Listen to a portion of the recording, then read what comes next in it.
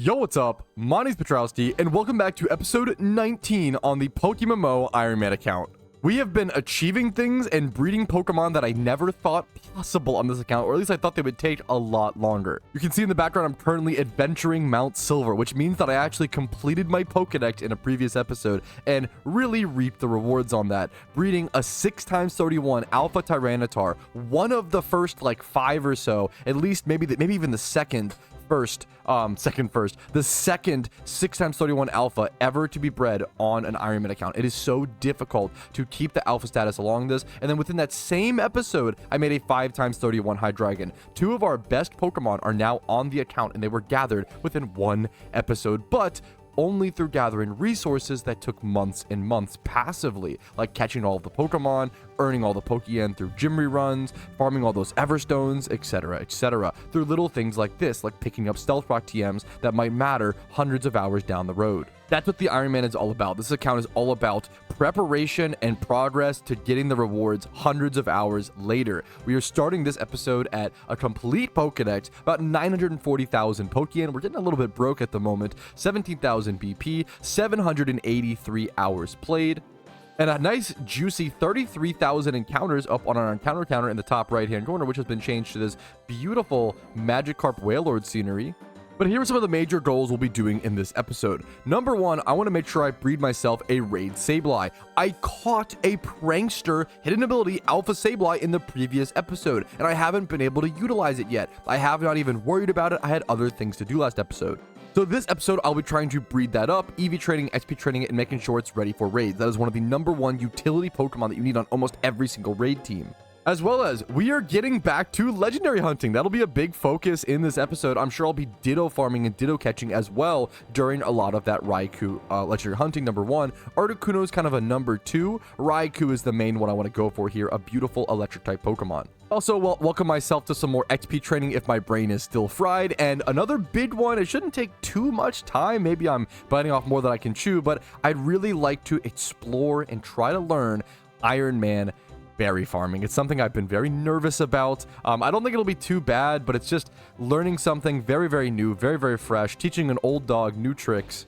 It isn't always the easiest thing in the world, and I'm aware of that, okay? And I'm gonna have to make sure I'm patient and open-minded and really take this seriously, because passively farming berries over the course of the entire Iron Man account is super crucial. If I ever want to do any Lepa berry shunting or ever reduce my EVs, if I mess up EV training on a Pokemon, or sometimes even with raids in PokeMMO, you need to change the EVs of a Pokemon on the fly. That's really important to have those berries on you as an Iron Man account so you do not look silly. You know, once again, I always talk about not being a disadvantage to my team just because I am an Iron Man account. That would be my worst nightmare.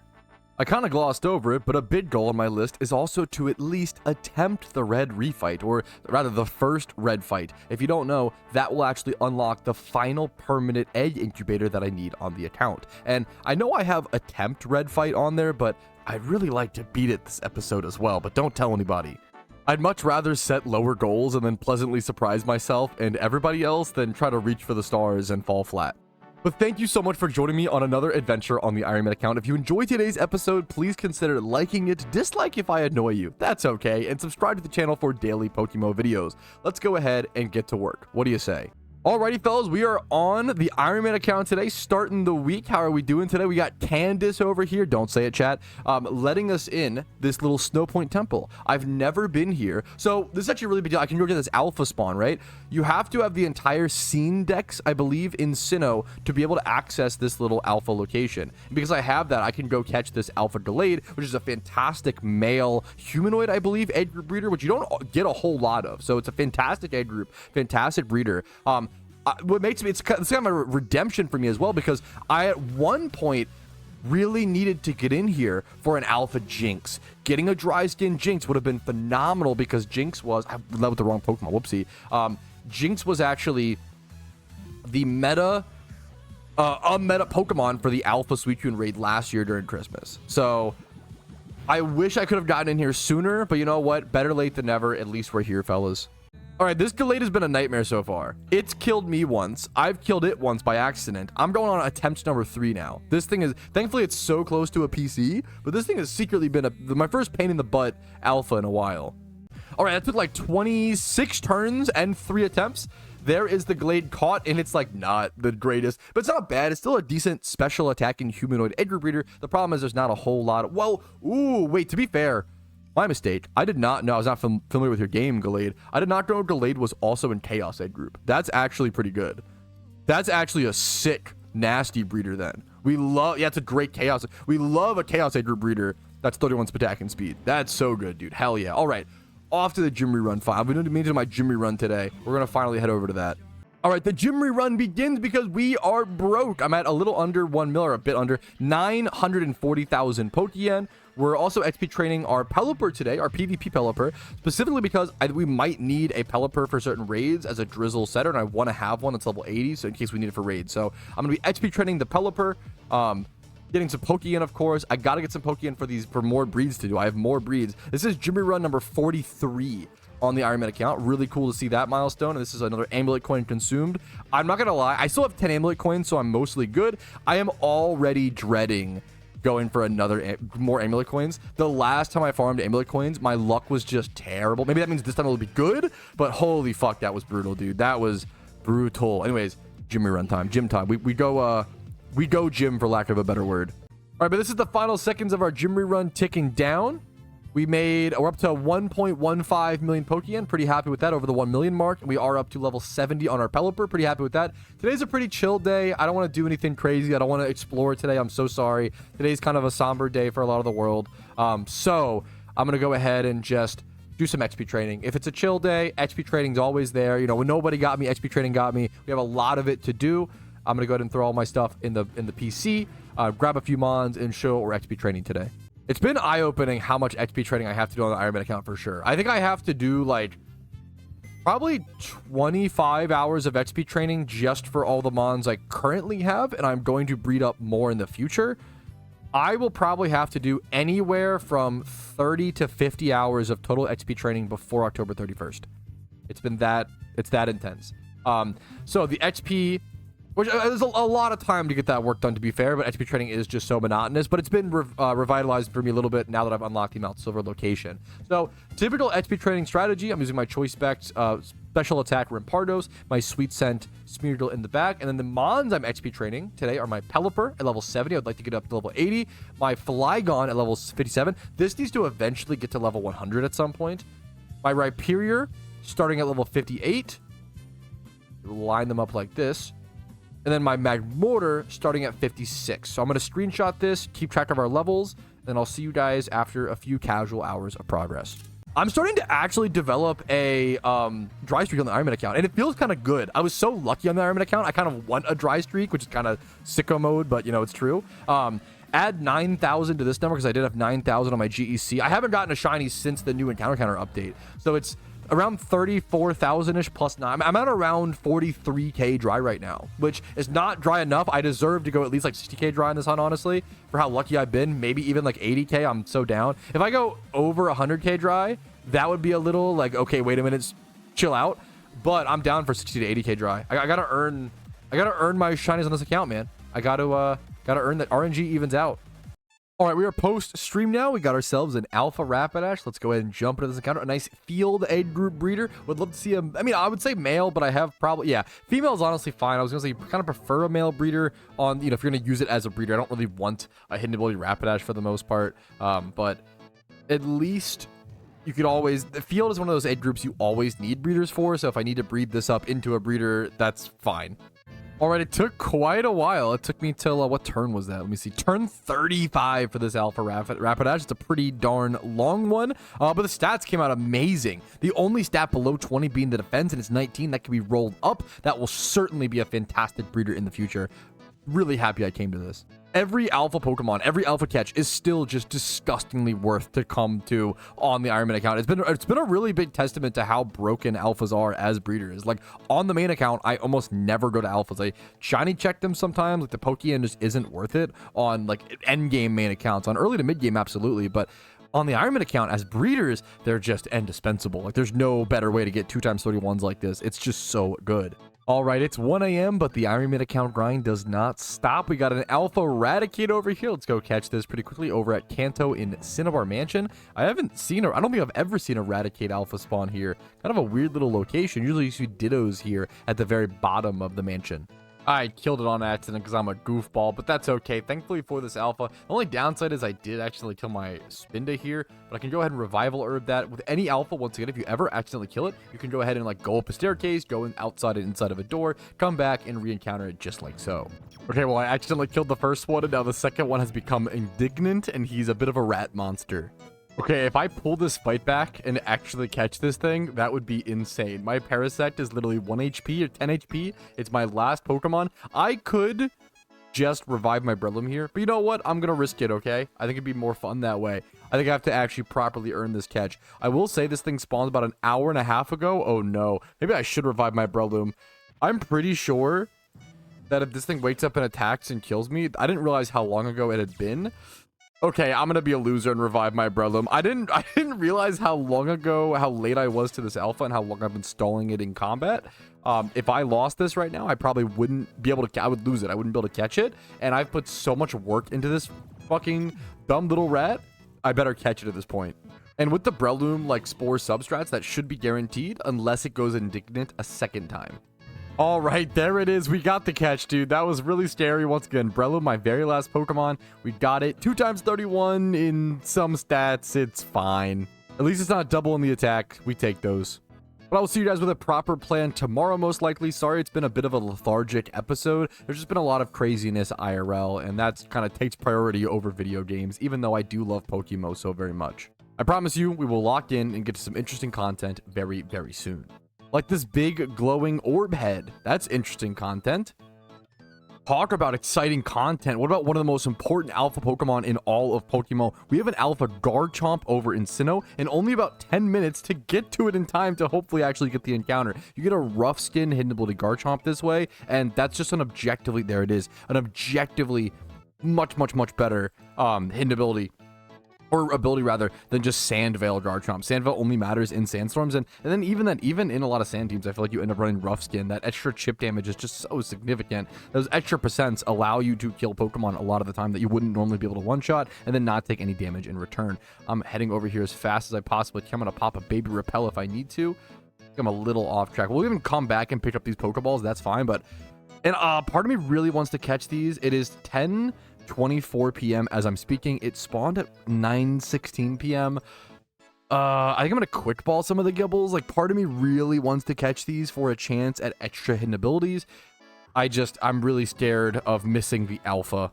Again, this is one of those situations where if the quick ball worked, cool. If not gonna stress about it. Just gonna run and keep on going. Come on, give me the nice. If I get an extra hidden ability one, that'd be fantastic. This is one of those weird Pokemon where, ooh, there it is. That's insane. I don't know what the chance is. I think it's like 10 to 20% chance to get like a hidden ability little Swarmon surrounding the alpha. I don't know the exact chance, but it's somewhere around that. It's not like crazy unlikely, but it's also not super common. Definitely more likely to not get them. Very, very happy to get that. We're going to quick ball the other one, see how many we get. All right, that quick ball did not work. We're just going to get out of there to save our time. There's a baby one in front of me, or it's just the good bite. Okay, we have one more baby in front of me. And that quick ball did not work either. That's totally okay, man. Odds are they didn't have hidden ability anyway. And at that point, once you get, one hidden ability one, worst case scenario, even if this alpha despawned on me, that would suck, don't get me wrong, but I still have one hidden ability one guaranteed. That's what really matters. This one is male. It's not great. You'd rather this be female, so you can actually breed it up a bit easier, but that's okay. We'll still get it done with an alpha Ditto or just a non-alpha Ditto at some point, or just breeding up, I guess, a proper Gibble or Garchomp without hidden ability access should be able to pair fine as well. I will say this mostly is a PvP alpha, but it's a super crucial one. I mean, it's like one of the number one, if not the number one most played Pokemon in PvP. Garchomp has been the most used Pokemon in PvP for like 4 years at this point, or quite a while. I think there's been a few times where Scizor was actually number one and Scizor kind of traded out for it. Is this Choice Band? I keep talking about, dude, Choice Band Adamant Dragonite, I keep seeing doing work. It kind of stomped me when I played. It with extreme speed access is just super good. The Draco Meteor you can run as well, which is kind of awkward, but you can just kind of drop a big fat Draco like on, or Dragon Claw even against Kingdras. You can do some crazy shit. I might have to build myself an Adamant Choice Band style, but I might have one that I could just do both things with. I guess that's the beautiful thing with Dragonites. If you have one built and it's plus attack nature, it's really good. Let's say it's naughty or whatever. And you go 2v2 attack, 2v2 speed. You're just going to go, you can just switch off the item. You can go like leftovers or whatever for the Dragon Dance set, or just switch off over to the Choice Band and kind of just change up the TMs and move sets that it has, and sort of switch back and forth if you want to. All right, bit of a tough catch, but well worth it. If I'm going to have a tough time with an alpha, it might as well be something like an alpha Gabite, and it's 3 times 31. It's double on the attacks, but this is one of those mons that definitely can go mixed if I want to slot in a Fire Blast. For a Fire Blast, usually for Scissors, you can kind of go like Ice Beam or something like that, but there's not really a real reason to go Ice Beam, because you probably can just Dragon Claw or use whatever Dragon type attack, or go Draco Meteor. If you're using an Ice type attack, it's usually against like Garchomp or Dragonite that's 4 times weak to it, but you might as well just hit with a big fat Dragon move, unless there's some reason that like Ice Beam would kill, but Draco Meteor wouldn't against a Dragonite, but I don't know those calcs, and I kind of doubt it. Anyways, the point is, rough skin Gabite. And a free Poison Barb, that's a held item over here in a Pokeball. Also, I was checking my PC and I noticed we're 1 level off of level 80 Pelipper, and it's 6,000 XP. Let's just get level 80. Why just let that sit in the box? All right, and there it is, 1 click, level 80. All right, we got ourselves an alpha Butterfree encounter. It's a nice, good bug age group breeding Pokemon, and it does end up being male. That's great as a breeder. All right, there's the catch. Hoping for some good IVs here. We just had a 3 times 31 alpha, I believe, on our last catch, though. So yeah, totally valid. We'll take a 2 times 31, man. Still a fantastic bug age group alpha breeder. Apologies if clips have been more scattered than usual. I've been taking a nice break this weekend and it's felt good, but I do have something very specific now that I want to focus on. It is a very hyper-specific Gothitelle breed, maybe one of the most specific Pokemon I'll ever make on this account. Now, this is going to be the Gothitelle that is specifically needed for the Pumpking hard mode strat. If I want to farm Pumpking goodie bags and have the best chance at XP charms and the only chance at getting the ultra rare vanity, I cannot get the ultra rare vanity unless I can actually defeat the hard mode of the Pumpking boss, which is a lot harder than the traditional game mode. Plus, you usually have to farm up a specific spooky candy and then use that to get a special candy, and then you can use those special candies to then fight the Pumpking hard mode. And then if you lose that fight, you lose out on those candies, and that is detrimental. So there's a lot of problems on the Ironman account. It's gonna be really difficult to keep grinding these hard modes. So every fight is going to matter a ton, and if I bring in weak Pokemon, it's going to lose me tons of time during the event, which I'd rather lose time prior to the event than during. Alright, but this Gothitelle is extremely specific, so I'm going to go ahead and let the guide creator himself explain what it is. Shout out to Rumel. I'm so thankful he made this guide. Let's talk about the most unique Pokemon first, Gothitelle. You definitely are going to need naive nature. It's very important that it has the plus speed, and it's very important that it has the minus special defense. For the stats, you're going to want 31 speed, 0 special defense, as low defense as possible, and at least 10 plus in HP. You can't match this perfectly, the strat might not work. As you can see, I wasn't kidding. This is hyper-specific stuff. And just like Rumel said, if the stats don't match, the strategy might not even work. There's also the consideration that this strategy might not work this year. The Halloween event isn't here yet, but I need to prepare ahead of time, especially as an Iron Man. I could not just go buy this Gothitelle off the GTL if I do need it. It is so much better to over-prepare than under-prepare in PokeMMO. And unfortunately, I was looking around my boxes, and I just don't really have a great way to start this breed, and it needs a lot of really specific things. I do have a few 1x31 Dittos, you know, with just the speed, but they also have Jolly Nature, and I'd like to keep those if possible. I'm just going to go do some late-night casual Ditto farming, I think. I also have this Spinda, but once again, it's adamant. Most of my Mons have good stats attached to them other than just a 1x31 or other things. I bred a lot of them up at this point. I don't have a lot of things with low stats. This is one of those really weird niche situations where I actually want a bad IV Pokemon due to the AI targeting. I want the Pokemon to either try to target my, I'm assuming try to target my Gothitelle and try to attack, and we'd use it in some weird way. I haven't done this fight in a very long time. I did do it last year, but it's been about a year at this point. All of this to say, I'm basically just going to label this Pokemon and put it away in my PC for the time being. However, I do want to mark it as something very, very important. I do also want to go ahead and release these Pokemon. I have organized these as things to release. And then I do want to go ahead and go through these 3 breeds. I have organized a little mini breeding extravaganza, the ultimate mini one though. It's only 3 breeds. And then after these 3 breeds, we will go farm some Dittos and try to get something to go ahead and start that Gothitelle breed. But let's see what these 3 breeds are. I haven't seen them in a few days. Let's see. It is an Alpha Sableye and a low punny. Now, this is going to lose a lot of the stats on this Sabyleye. However, it's doing a really important thing. It's number 1, keeping the hidden ability access was the most important thing. We did finally catch an Alpha Sableye, which I drastically needed for a Prankster Sableye. It's one of the most important raid Pokemon in all of PokeMMO. And now what we can do is we can go ahead and breed the defenses up. We want to keep this thing nice and bulky, so it'll stay 23 plus HP. The attack can be whatever. I don't really need that, but it'd be nice to have it high roll or medium roll. Defense will be 25 plus. Spidef will be 25 plus. Spatak 20 plus. And then speed. The speed, we would like to see a high roll if possible, but once again, with Prankster, it's not going to matter a ton. We are losing 31s. We are losing certain stats to do this breed, but it will make it an overall actually usable Pokemon, to whereas right now it's not usable in its current state with that 2 defense stat. It's just too darn low, and this is one of the best humanoid egg group breeders / chaos egg group breeders that we actually had. So this is a done breed. I'm gonna pop this sucker in a luxury ball. Gonna go ahead and go through with this, make sure it's female in case we do want to breed it up in the future, but it should be just our Prankster Sableye for the future of raids. Next up, we've got 2 more breeds over here. We've got a Shroomish and a Sita. This is just making a 2x31, I believe, plant and fairy egg group breeder Pokemon. Specifically, I really want to start breeding up more plant Pokemon, because I eventually do want to go for a 5x31 superior, especially now that I have my ability patches. Going for one of these would be fantastic. Oh, it's also field. Ooh, to be fair, I did not realize superior was field and plant. I thought it was just plant. That's a massive green flag of news. That's fantastic. That'll make breeding that up way easier. So that's amazing news, actually. Snivy could be something coming up next on the menu, but I'm just gonna go through with this breed for now. Just a nice little 2x31 breeder. And then finally, we have one more Pokemon to mention, Rampardos. I'm trying to breed this thing up into a physical Pokemon. Would love to have myself a raid Rampardos. 20 plus in attack, HP, defense. We're going to medium roll at least 18, hopefully. Spidef, could low roll, I guess, or high roll, ideally. And then 26 speed. The nature is going to be a roll. I am going to pay 21k to make this female, which is quite expensive, but it is going to be worth it, in my opinion, to be able to breed it up a bit better in the future. But that's it for those 3 breeds. Let's go do some Ditto farming over in Hoenn, as it is not nighttime, unfortunately. And the Ditto catching begins. All right, a quick fresh Ditto caught, but who cares about that? We have our incubators hatch. I don't know if there's any rolls, maybe like a high roll. I don't know if there's anything we're like super looking for to be here. To be fair, the Sableye came out exactly how we wanted to. It's usable. It'll be a fantastic raid Pokemon. Hell yeah. The Shroomish is just a breeder. I just put off the stats. It rolled out 2x31 modest, I believe. There's nothing interesting that could happen. Okay. I didn't think there was any interesting rolls that could happen, but bite my tongue. Excuse me. Are you fucking kidding? Adamant Nate. Wait, do we no way.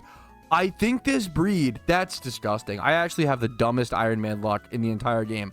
I think I high rolled the Spidef and randomly rolled Adamant. What the that was like a 12.5% chance to hit this, and then whatever the one in perfect. That's insane. We have a raid ready Rampardos now, ladies and gentlemen. Holy crap. I don't know how it happens every time. I even bred it female to like breed it again. I didn't put in a luxury ball. This was not planned to be the final breed. This is a perfect Cranidos. I'm so happy with it. I mean, if you don't know, Cranidos / Rampardos is actually my second favorite Pokemon in all of PokeMMO. So or all of Pokemon. That's amazing, dude. Super fucking cool to see. That's wow. All right, I think I've caught about 15 Dittos. If I have, I can actually switch over to the Jodo spot and use repeat balls and have that Raikou chance while over there. I'm going to go check my PC really quick. I have caught a fair bit of really good IV Dittos. Not too many so far, but I'll show you guys what we have. All right, here we are over to the boxes. And yeah, I do think I've caught over, this is over 15 Dittos for sure. Let's also go claim these over to our boxes before I forget. Move both of these, actually, the Sableye and that amazing Cranidos that rolled. That's crazy, man. Over to the comms box. We'll EV train that later, but for now, Yeah, I think I've caught 15 Dittos. Some of these had really good stats. I wonder if I can find you guys. Like, there's a 1 times 31, whatever. But, like, a bunch. Like, look at this. 25 plus, 26 plus in every single stat except for defense for, like, a special attacker. That's crazy. There were some other crazy ones. This one's just 31 in HP, defense, and Spidef, so it's a perfect tank breeding Ditto. There was this one. Dude, like, this is... I had some really good Dittos today, man. 31 and then 20 plus in the other stats except for speed. Fantastically statted Ditto. All right, we're going to go move over to the Jodo spot now, though. All right, at the new spot, just going to do a few catches before bed. Probably wake up tomorrow, do my gym rerun, my Ho-Oh refight, and do a little more Ditto farming as well. When it comes to a mostly chill weekend like this, we can still make really good progress and not even have to put in that many hours into the game. Although it may seem like you need to be turbo online to make progress in MMOs, the reality is it helps a lot, don't get me wrong, but you don't need to be. It's really important. Get out there, touch grass, hang out with friends, you know, go on date nights. It'll do you better in the long run, and in the long run, you'll still make plenty of progress. That's what I usually do. And it's a lot more fun, in my opinion, that way. But it's, you know what? Nothing wrong with having a nice, you know, binge, a nice weekend or a nice week where you do a shiny war, want to take it seriously for a little bit. You know, I get both sides of it. But anyways, back to some Ditto farming. I might actually end up synchronizing here because specifically what I really need to finish my Gothitelle breed is I need a Ditto that is most likely 31 speed and naive nature. If I can get one that's 31 speed, naive nature, I can breed the 0 Spidef on my Gothitelle, breed the 0 Spidef, and then also breed the 31 speed onto it, and that'll essentially be like a 2 times. It's basically like breeding a 2 times 31 Pokemon, the same kind of premise. And if I get those 2 stats on my Gothitelle, which I think those 2 will actually be pretty easy, getting the 0 Spidef specifically might be a little tough. But if I take that kind of Pokemon, a Gothitelle with 0 Spidef and 31 speed, and then I breed it with that Ditto, the 31 speed will pass over. If I have a Ditto with 31 speed and naive nature, the 31s will just lock in, they'll pass over. That's really easy, right? Then I can Everstone that naive nature on the Ditto, and then I can Spidef brace the Gothitelle, thus ending me with a Pokemon with the exact stats that I need. The problem is I also need the other extra problem. I also need the defense and the HP, right? Those need to be low. The HP needs to be above 10. The defense needs to be like low. So it's just really hard. It's just really hard to breed this very specific mon on an Ironman account. I don't know how many catches it'll take me, but we got to work towards it for sure. I think I've been sleeping on the Pumpking hard mode boss fight, like more than anything. Like more than anything in the Halloween event, I think I was neglecting that specific strategy the most, and I've just recently really started locking into it. The reason why I've neglected it the most is because it's not usually an activity that I grind a whole lot on the main account. Usually I just do the Pumpking boss to get the initial untradeable item, and then I kind of move on. But on the Ironman account, the goals and what you want to do during the event are different than on a main account. So I will be grinding the hard mode boss a ton on this account. It's the only way I can get that one, you know, that vanity or that type of product. So things are just changing. I'll have to adapt my playstyle and adapt my knowledge to what the Ironman needs. And that's the whole point of the challenge, man. You know, it's like playing PvP on the Ironman account. That was a lot of fun, and I enjoyed that so much more than learning on a main account because I had to go through different trials, different tribulations, and it made it all that. They made those victories, right? It made getting that PvP Scizor, that reward, that much sweeter. All right, about an hour and a half into farming Dittos later, here's our progress that we've made so far. Pretty good amount. It's always nice to open the PC and see a big stack like this, and there's more bleeding over into these boxes. I'm totally okay with that for the time being. I will have to kind of be on top of these and get to these very quickly when I need to, which will be mostly, pretty soon, but I don't think I've caught a Ditto with the stats that I need. I'm gonna go ahead and double check, but I'm looking for a naive Ditto. Ideally, it would make things way, way easier. It might even be like the only way, but ideally a naive Ditto with 31 speed, which we do not have. And then honestly, it kind of needs to be, or wants to be lower stats and all the other stats as well. I guess to be fair, if we do have like a 31 speed Ditto and then like a naive humanoid A group breeder, we could start doing that situation. The problem is I really don't have many humanoid A groups as the other, the extra problem. Also, look at this. Did I not catch a single 1 times 31 speed Ditto throughout that whole grind? Okay, I at least have to get that. That's crazy. Is that true? I guess I have some other ones over in my boxes, but yeah, no 1 times 31 Dittos yet. I might go grab my synchronized Kadabra and try that strat.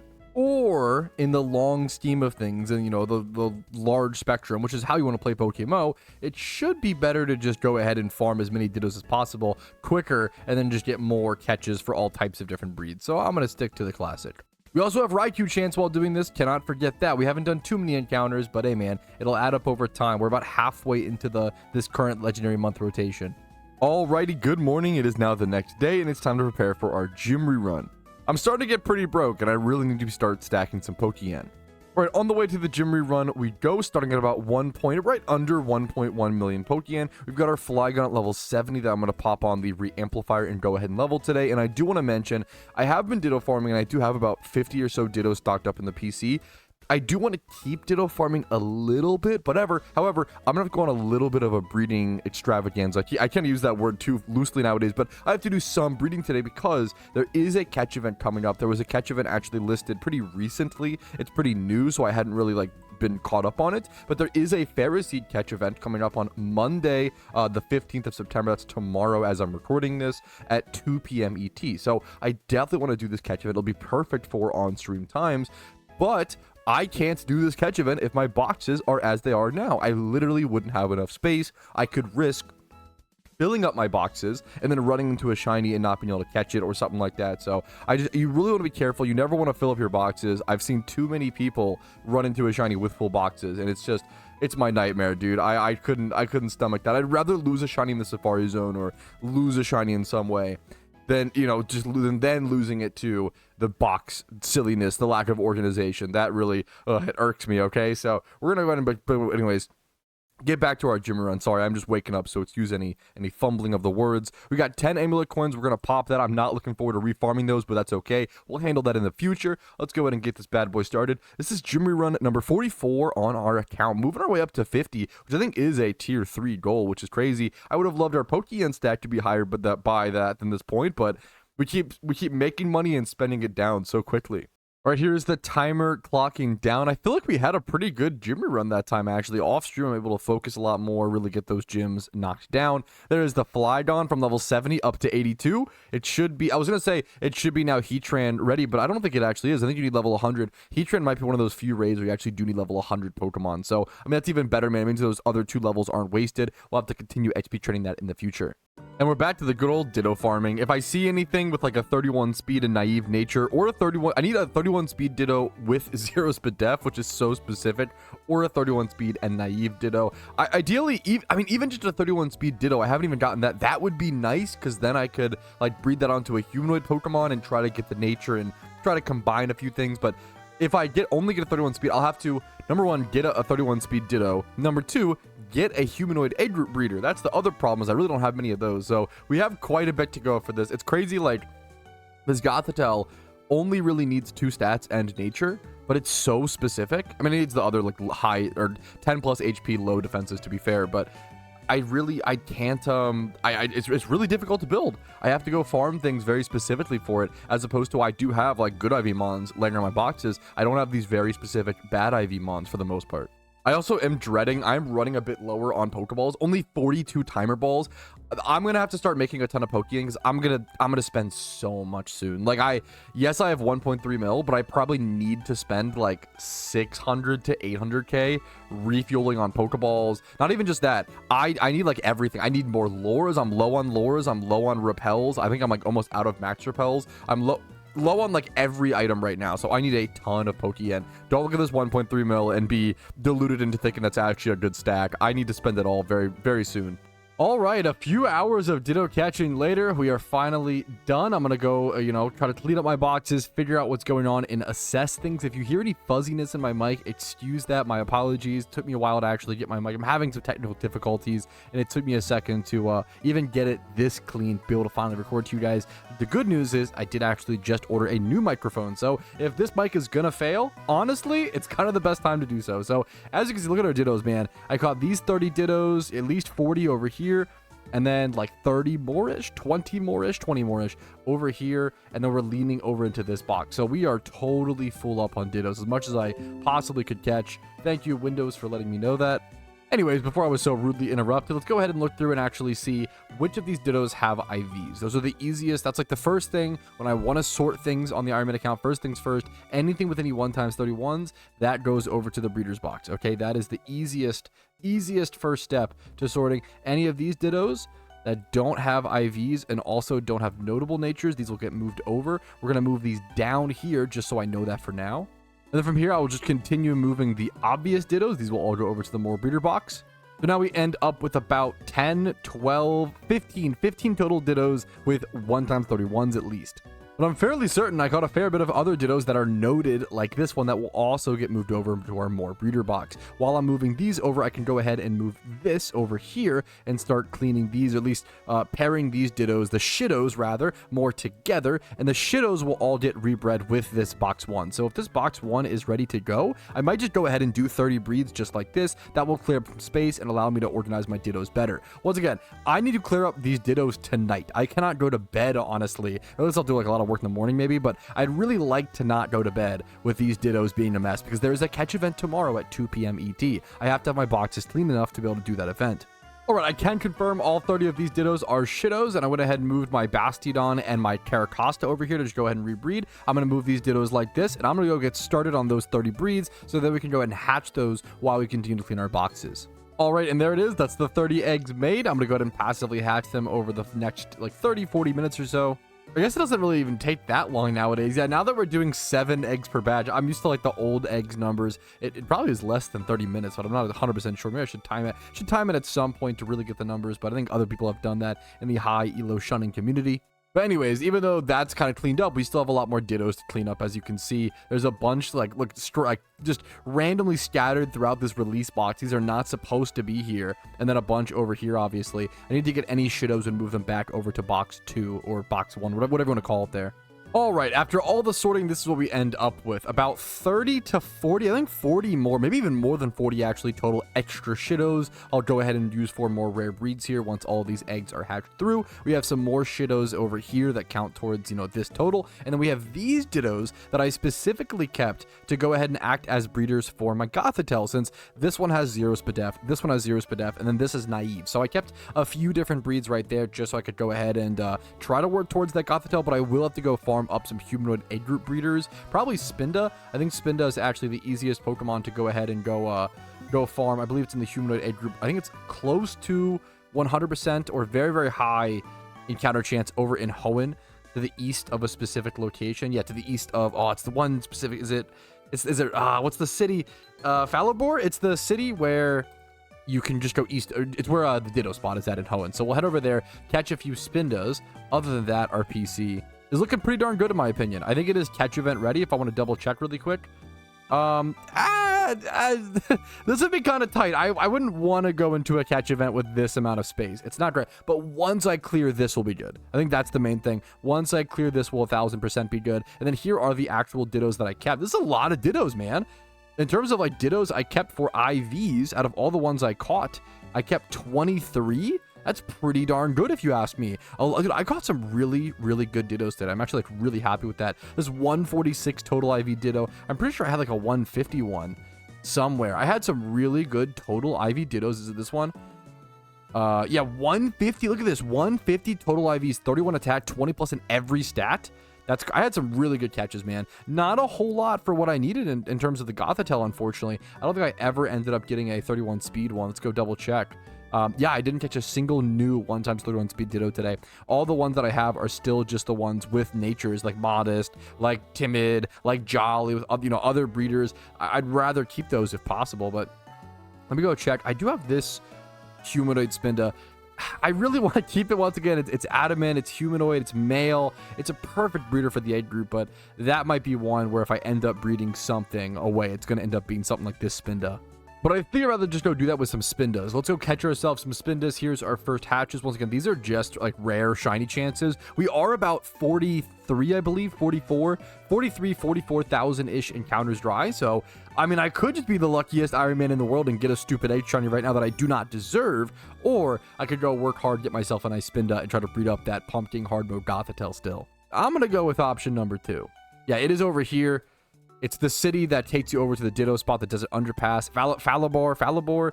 How do you say that? Falibor. I feel like I say it different every single time. But here's a little different, little weird area in PokeMMO. There's actually a little mini game here. I believe I have the Soot Sack, but if you don't have the Soot Sack, you can pick up the Soot Sack here from a NPC and then run around on this like ashy grass, pick up soot, and then use that soot to redeem for, I believe it's like decor and furniture inside of your secret base in Hoenn in PokeMMO. Fun little mechanic a lot of people don't know about. All right, but the Spinda farming begins. I've only caught, this is only the second one. I'm really just looking for Naive Nature Spindas, 0 Spadef, and 31 Speed. Any one of those, like, combination of 3 things would be fantastic. But the more, like, if I have 2 of those things on one Spinda, that would be the dream. That's what we're really, really looking for. All right, and there's a 31 speed Spinda. Okay, that wasn't too bad. Didn't even cost me too many catches. The problem is it has a bunch of other amazing stats I'm going to hate to lose, but I think that's going to be my best chance. I'm going to go take that and run with it. So once again, my goal is to get a humanoid age group Pokemon that has 31 speed and naive nature. Then I can go ahead and breed that onto my Gothitelle, who will also have 31 speed, but we can then Everstone the nature on the humanoid age group breeder for the Gothitelle, and then also brace. We'll have to get a Gothitelle with 0 Spadef and 31 speed. So then we'll brace the Gothitelle, and yeah, so we're gonna have to go ahead and get 2 different stats. It's gonna take a lot of different moving pieces. It's a very, once again, very specific, difficult breed. Also, I do want the other stats to low roll, so I have these Spindas. This is gonna be tough. I don't even know if I'll be able to do this. I need to go ahead and release these other Spindas for the time being, but we have this Spinda, and it's 31 speed. Let's clear my inventory so I can just focus on what's ahead of me. Okay, this is super fucked up. I know I caught this Spinda for this exact purpose, but I don't think it's gonna work. I think its defense and HP are too high. I caught a Spinda that's too good. Damn my Iron Man luck. I caught something too good that I can't even use it for the purpose that I need it for. So, I have a new plan. I'm just gonna bite the bullet and use one of the 31 speed Dittos that I have. Yes, it's Jolly Nature. I would like to keep that, but it's got 8 Spadef, that 12 defense, the 3 HP. I feel like it's kind of perfect, at least for the stats that I need. Maybe even this one's better, actually, because this one has 11 defense. I want this is where bracing. The defense I want to be below 10. The HP I want above 10. Oh, it's so complicated. I'm going to grab this Ditto, I think, actually. Let's go catch a random Spinda and then just brace the speed onto it. Now I feel silly for releasing all those other Spindas. Actually, what I want to get here is a Spinda with low defense and low-ish. Medium HP, low defense. All right, this is perfect. I caught a Spinda with 0 defense and 1 HP. That might be a little too low. That's where, you know, I swear, man, this is a tough breed. Just running into problems at every single corner. I think I can high roll the HP up. I have 2 different Dittos, one with 19 HP, and then the other, I think they both have 19 HP. So I think I actually, you know what? I think this can work. Let's see if we can get this Spinda going. I'm gonna go ahead and buy a speed brace and a Spadef brace. Let's first do the 31 speed, put that on here. And this is gonna look like this. This is the first breed, 31 speed. We don't care about the gender, it can roll whatever. Go ahead and go through with that, I believe. Yes. Defense is going to be 0 to 11. HP can medium roll to 10. And then it can medium roll between this. It'll be fantastic. Okay, we're getting there. We're in a good spot so far. Now, I don't want to put the 0. I just realized I don't think I want to put the 0 Spadef on this, do I? Unless I... No, I don't think there's a... Yeah, because I can't brace both stats. So if I put both stats on that, it would actually ruin the breed. Ooh, so I should have... Oh, I made a mistake. I should have made that Spinda male. Excuse me. I should have made that Spinda male for sure then. That's okay. Worst case scenario, it's just a breeder. We'll hopefully get some good luck there, but it is what it is, man. I'm going to go... I think I'm going to go start this Gothitelle breed. I think I can go ahead and do this. We should be fine. I have this other Ditto here. Am I going to mess up any of the other stats? No, it should be good. I could even HP... No, we're going to special defense brace. Nothing else needs to be braced on this. Special defense, brace the Ditto. Just like this. Yup, 0. We're going to make this female. So it can be the main Pokemon. All right. We're getting started here. I think this kind of breed is also just extra hard because it's unintuitive. It's very, very rare you're wanting to make your stats low or specific stats low. It's fine if you want all stats to be low. That's one thing. But when you need them to be a specific level, like above 10 or, you know, below 10, etc., like that's when things this Pokemon needs one stat above 10, but not too high. It needs two other stats that are below 10, and then it needs another stat that is 0 and another stat that is 31, right? So it needs like all 5 stats to be like extremely specific to the 5 stats that it cares about. It's so particular. It's essentially like breeding a 5 times 31. I haven't really thought about that, but not quite, you know, to that extent, but it's very it's just as specific as one. All right, let's go check what we're looking at. Our Spinda hatched. First things first, came out 19 HP. It high rolled that. That's totally fine. 5 defense. That's perfect. All right, we'll brace the Spidef, or trying to get a nature onto it, actually. It did. Oof.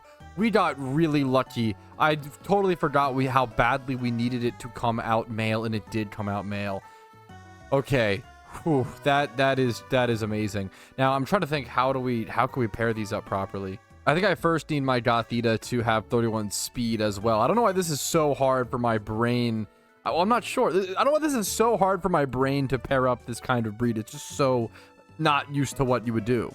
Okay, I think I've got it figured out just fine, but it definitely took a second. I need to use my naive Ditto, which thankfully this Ditto does actually have like the perfect stats that I need. It's 0 defense and then 5 HP.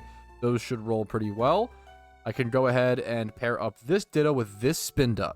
That's going to give this Spinda naive nature, 31 speed, 0 to 5 defense, and then the HP will be about 12. Okay, this is perfect. This will be a perfect breeder, and then I'll need to breed 31 speed on this Gothitelle still. But I believe once I do that, I can Everstone the Spinda, the speed will pass over, and then I brace the Spidef. Yes, we're getting there. I don't know why this breed should be so simple. Well, I don't know. I don't know why it feels like in my brain this breed should be simple. On paper, it's not. On paper, this breed is extremely complicated. In my brain, it should be simple, and then physically it's complicated in like 2 out of the 3 ways, but I still feel like frustrated that it's not, I guess, more simple. But I do need to go catch, I think, oh, do I need to go catch more Spindas, or do I just use a Ditto? The problem is, I don't know if any of my Dittos, I might need to go catch Spindas for this. I'm not sure, which that sounds terrible. But I think I might need a 31 speed. I don't think any of my Dittos have 31 speed and then have the low enough defense and HP that I need for this. Once again, we're entering the same problem of I have like 7 boxes of breeders and still I don't have the right breeders. So like, sadly, this is probably my best option. I have a Ditto that's 26 special attack, 31 speed, but then the defense isn't even like that low is the problem. I'd be like rolling it. That feels terrible to utilize such a cool Ditto, a useful PVM Ditto for something so silly like this. But maybe it's just worth it, man. If I just go catch a modest Ditto in the future, I could always breed on the nature and then breed over the stats. I think utilizing the breeders that I have, sometimes I try too hard to preserve them, and this feels like one that I should preserve, but I don't think I can afford to based on my current PC space. All right, so now this breed is going to look like this, and I think that will mostly be it figured out. It's going to roll 13 to 15 defense. The other Pokemon, the Spinda, should be able to drag this down. That's the goal. I'm trying to drag down my defense. The HP should be enough, fine. We're going to make this female. This should be it, man. It sucks to use this Ditto for this, but I think this is the right decision.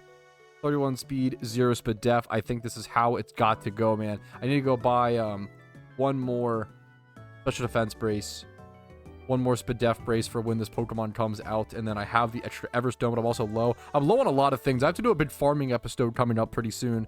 I need to get more Everstones, more Amulet coins, just farm Pokeyen, and just gain up resources. Honestly, prior to the event season dropping, I might just try to like have as many raid mons done as possible, have everything done, and then just spend the last like 2 to 3 weeks, like in mid-October to like late October, just farming, just gathering resources and spending almost none of those resources. That might be that goal towards the middle to end of October. And that's coming up in about 1 month, man. So if I want that to be my reality, I better fucking put my foot on the pedal. It's crazy. I'm getting a little like more and more lax as I put more and more work into this, which just makes sense. But man, there's still a ton to do. There's our Spinda.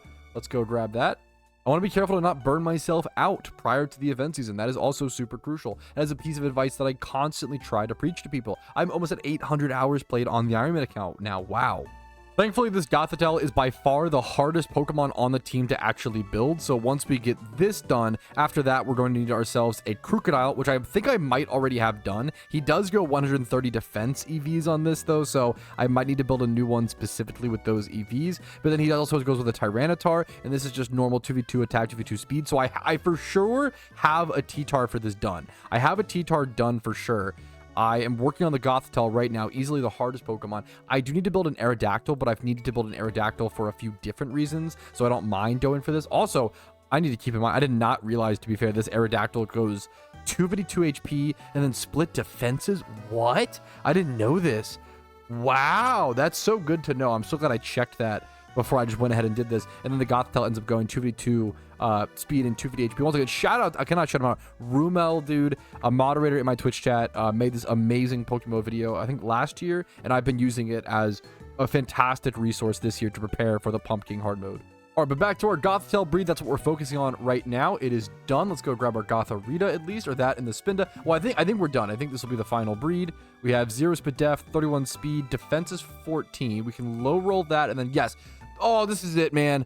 This was, I don't know why, this took me like almost all day of like on and off play, but all the Dittos I had to catch, I caught very few Spindas. I caught Dittos for like 3 or 4 hours today. Dude, this was a lot, man. I don't want to underplay it. This was honestly tough. This was a very, very, very tough breed, but we're done. I think this is like 1000% exactly what we needed. This will be the perfect Gothitelle. I don't think it needed an egg move. Oh, goodness. I didn't even think about that. I don't think it needs an egg move. Wait, let me double check that really quick. The only moves you need on this Pokemon are Heal Block and Taunt, which I think are both just TMs, if I'm not mistaken. Let's scroll down, though, just to double check. Heal Block is learned, level 34, and then Taunt, I'm almost for sure is a TM. But let's go double check down to the T's. I know my alphabet well enough. Taunt. Yup, there it is. Okay, so beautiful. With this breed, the Gothitelle is done. Dude, that was I don't know why that was again. That was like that was a tough one. That was a tough one. Abnormally tough. Even if the defense high rolls here, I bet you it would still be fine.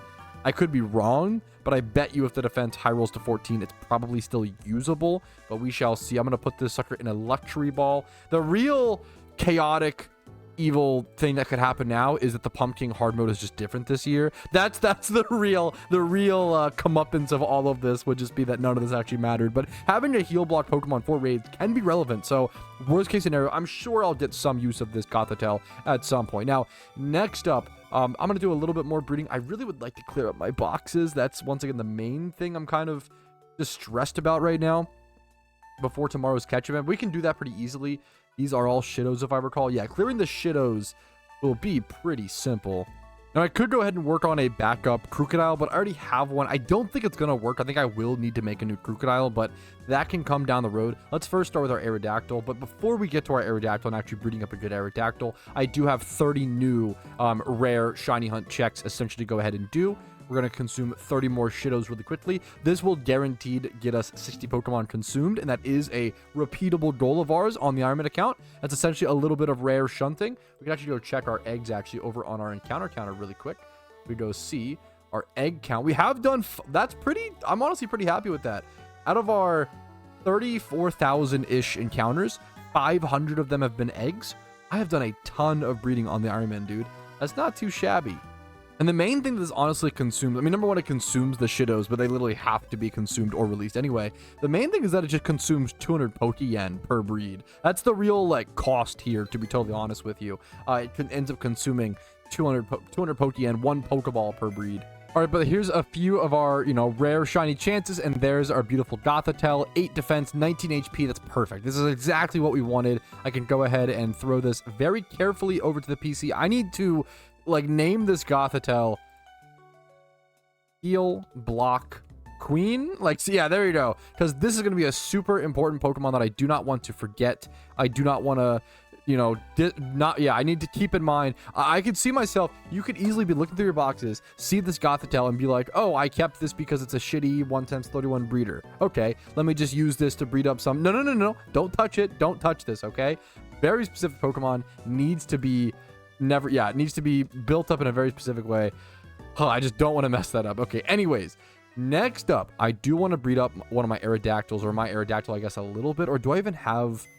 The question is, do I have time for that? It's getting a lot later. I guess I do. Most of my box space is going to be cleared up just from using the Shidos. So I'm not as stressed about box space anymore, which does feel a lot nicer, not going to lie. We do have a fair bit of Dittos over here. I need to just breed up this Aerodactyl. It's got 20 plus in these stats. It needs to be bulky as well. That's the problem. I do need 25 plus defense and Spidef ideally, and I think I might need 31 speed as well as a plus speed nature. Most likely only Jolly will work. A lot of these Pumpkin, you know, hard mode Pokemon need very difficult Pokemon, need very specific Pokemon. This is peak PokeMMO PVM. Okay, I don't want to stress too many resources on this Aerodactyl on the first breed because I think I have to make it female so I can actually get the 31 speed onto it, because otherwise I'd have to consume... I'm so low on 31 speed Dittos at this point. I do need to farm a lot more Dittos to stock up some 31 speed ones. I'm super low there. But otherwise, I do have 2 flying A group 31 speed Pokemon, so I do want to go ahead and try to utilize those if possible. This Pidgey is 31 speed Jolly Nature, so I really would like to take over that Jolly Nature once again if possible, but I don't know if it's going to fully work out. But first things first, I think I need a attack brace. I'm just going to start by getting some of the stats up on the Aerodactyl. Pokeyen's whatever. Pokeyen is a resource that I can kind of play around with and fiddle with, right? But good IV Pokemon are a lot more particular, a lot more difficult. So we're going to start things off with this simple breed, putting the attack brace on the Aerodactyl, the defense brace on this bottom tier Ditto, this Ditto down here. We're going to breed these two together. Going to be 25 plus in a ton of the stats. We're going to make it female, which is going to be super expensive, but I think it's our best shot. I think I do want to go double check. I'm pretty sure it's crucial for Aerodactyl to have 31 speed. That's going to matter a lot on this. If it does not need 31 speed, that would make all of this so much easier. If it just needs high speed, that'd be amazing news. Also, wow, I almost made a massive mistake. Okay, also this Aerodactyl, what the fuck? It randomly rolled lonely? That's like pretty good, but I can't really use that here. This is a really weird situation. Okay, but I just remembered my Aerodactyl does in fact need Wide Guard, and that is an egg move. So I need to be very careful from this point forward. We have some cool stats on it. I'm okay with losing some stats from this point forward, though, to do a few breeds. I was just trying to get it up there and trying to get it as a female as well, which is pretty important. I do need to now look for I think a Tropius is what I need to match this. Do I not have a single Tropius? Okay. Now I have to go wild catch some Tropius. Dude, it's 11 p.m. I kind of don't want to do this right now. I kind of bit off more than I could chew. I'm not going to lie. I'd like to relax before bed. But also I know that if I don't do this now, I'm probably going to forget. So my memory's terrible. I'm going to go try to catch at least a few Tropius. All right, here's our first Tropius catch. Come on, just show me the Iron Man orange. I mean, I was joking, but... oh my god, hell yes. I was joking. Okay, I can't complain. I'm exhausted, but I can't complain with catches like this. What the fuck? I was like, yeah, you know what? I'm exhausted. It's been a really tough day. Just give me the stupid Iron Man lucky catch where I can just go ahead and directly breed this with my Aerodactyl. And the game actually fucking did it. Not only is it 20 plus in every single stat that I want to roll up, it's also male, so it perfectly pairs with my Aerodactyl. That's ridiculous. I just need to go get Wide Guard on this, which I think I can do with either... can I just level it up? Level 30. Yes. I'm going to go... I'm not going to waste my hard scales. I'm going to go level this for 3 levels. It was an alpha spawn. What is that Pokemon? I'll go check that in a quick sec. But first things first, I'm going to go XP train this at Tentacruel just to be lazy. It'll take like 2 seconds. That is genuinely such a fucking crazy catch, though. Dude, I always say... people have been saying, oh, Petrowski dev, Petrowski inside RNG, good PRNG, but, you know, all yada, yada, yada. All these, like, allegations or all these hilarious, which I understand. Every single time I get lucky on the Iron Man, the more I'm just facing the facts, like, I'm never beating the allegations. Like, at this point, if people think I'm hacking or if people think I'm a secret fucking underground dev, like, I can't even prove them wrong because at this point, it does look, dude, my RNG's been so good. I don't blame them. Is it stupid and is it a conspiracy theory brain sort of, you know, yes, but I don't know, man. Also, look at this Tropius stats. It's pretty stupid. This is my one catch. This is one Tropius I caught, dude. Anyways, the last of the Shiddos getting moved over. These will get bred as soon as the other ones hatch, but let's go XP train this Tropius really quick. And the alpha has been confirmed in my Discord. It is an alpha Aggron over in Hoenn. Definitely going to go catch that when I have the chance, but I'd like to try to finish up or like work on this breed a little bit more before I go do that. I believe this should be it right here. Yup, Tropius wants to learn Wide Guard. Yes. I'm going to go ahead and teach that over Stomp, then breed that with the Aerodactyl. That will transfer over the egg move, and then I'll have that for the rest of the breed. Also, it's... I'm sorry. This is actually ridiculous. Also, it's like pairing stats or matching stats. So what that means is I can go ahead and brace the attack on my Aerodactyl, I believe. Brace the Spidef on my Tropius. And it's just the only one more fucked up thing could happen, okay? I had a really tough, unlucky IRL day, okay? So if my unlucky IRL day can be... Wait, what do you mean they can't be bred together? No. No. Don't do this to me. No. What? No, Bulbapedia lied to me. Bulbapedia didn't lie. I'm just a tired moron, dude. I thought this was its egg groups. It's just its typing. It's grass flying. It's not in the flying egg group, dude. Oh, it's all pain. I'm just realizing that I think this is a chain egg move. It's not even just a normal egg move. You see, I first need a wide guard Pelipper, which then requires a Mantine. So I need myself a male Mantine to breed with a female Pelipper with wide guard, and then turn that Pelipper into a male, and then breed that with my Aerodactyl. But of course, I'm not going to have these beautiful stats that I have currently. Today's fucked up, man. Today is one of those days where, you know what, I'm just gonna have to handle all of this mess tomorrow, okay? I'm gonna leave this for future Petrowski. Sorry, future Petrowski, but this should be a lot easier with a lot more rest. I don't think I would have made that mistake on the Tropius with a bit more rest. You know, I think I would have been a little bit more focused and locked in, and just a dumb breeding mistake like that. Yeah, I think I just need a little bit of rest. We're gonna move these over here, I think, for the time being. Yeah, all of these. Or should I just move these? Actually, is it better to just keep them... You know what? I think it's better to keep them out over here so I don't forget. Now I'm going to go ahead and breed all of these Shidos. This is also... No, it's not a Shido. I'm going to breed these 15 or so, 16 more Shidos with these Pokemon. Really clean up my PC. That'll give us enough space for tomorrow's catch event. Then I'm going to go catch that Alpha Aggron, and then I'm going to go to bed. I love PokeMMO to death. Don't get me wrong, but some days it's just not the day. And then some days there's things you kind of, you know, feel like you have to do in PokeMMO, like making these raid Pokemon, preparing for the Halloween event, like I have to do on the, or I want to do on the Ironman account. But not every goal that you want to do in PokeMMO you want to do every day. And that's okay. I think it's okay to remind people that and tell people that. I love this game and I love playing it in a way where I can go do whatever I want to do all the time, but I can't always do that. I want to shiny hunt right now. I miss shiny hunting, honestly, on the account, but my time is a bit more valuable right now with that event season coming around. Yes, I do value shiny hunting in the short term, but I'd rather prepare long-term for the event season. I know that my long-term goals matter more than my short-term, right? It's kind of like going to the gym, right? Do I want to go to the gym in the short term? Absolutely not. But if it's the choices are going to the gym versus eating a cinnamon bun, right? Shiny hunting's kind of the cinnamon bun, at least for me currently. And then preparing raid Pokemon and preparing for the event season is kind of the gym. So I'm trying to make those better decisions currently. That's just where my headspace is at. Alrighty, but I'm going to keep passively hatching a few of these eggs before bed, and here is the Alpha Aggron. Let's do this catch, ladies and gentlemen. Honestly, let me just show me the Shalfa. That'll really turn the night around. No, that's okay. Aggron is in the Monster Egg group, quite possibly the most powerful egg group in all of PokeMMO, sporting things like Charizard and Garchomp. It's also a pretty decently high-level just Rock and Steel type that could be usable in certain raids if I need something kind of off the cuff. All right, thankfully, I feel like the Alpha Aggron put pity onto me tonight. Thank you, man. I appreciate it. Let me go relax. I caught it on turn 11 or turn 10 with my first timer ball. So that was extremely lucky. 2 times 31. Not the best stats for the placements, but still a 2 times 31. Still an Alpha. Pretty happy with it overall.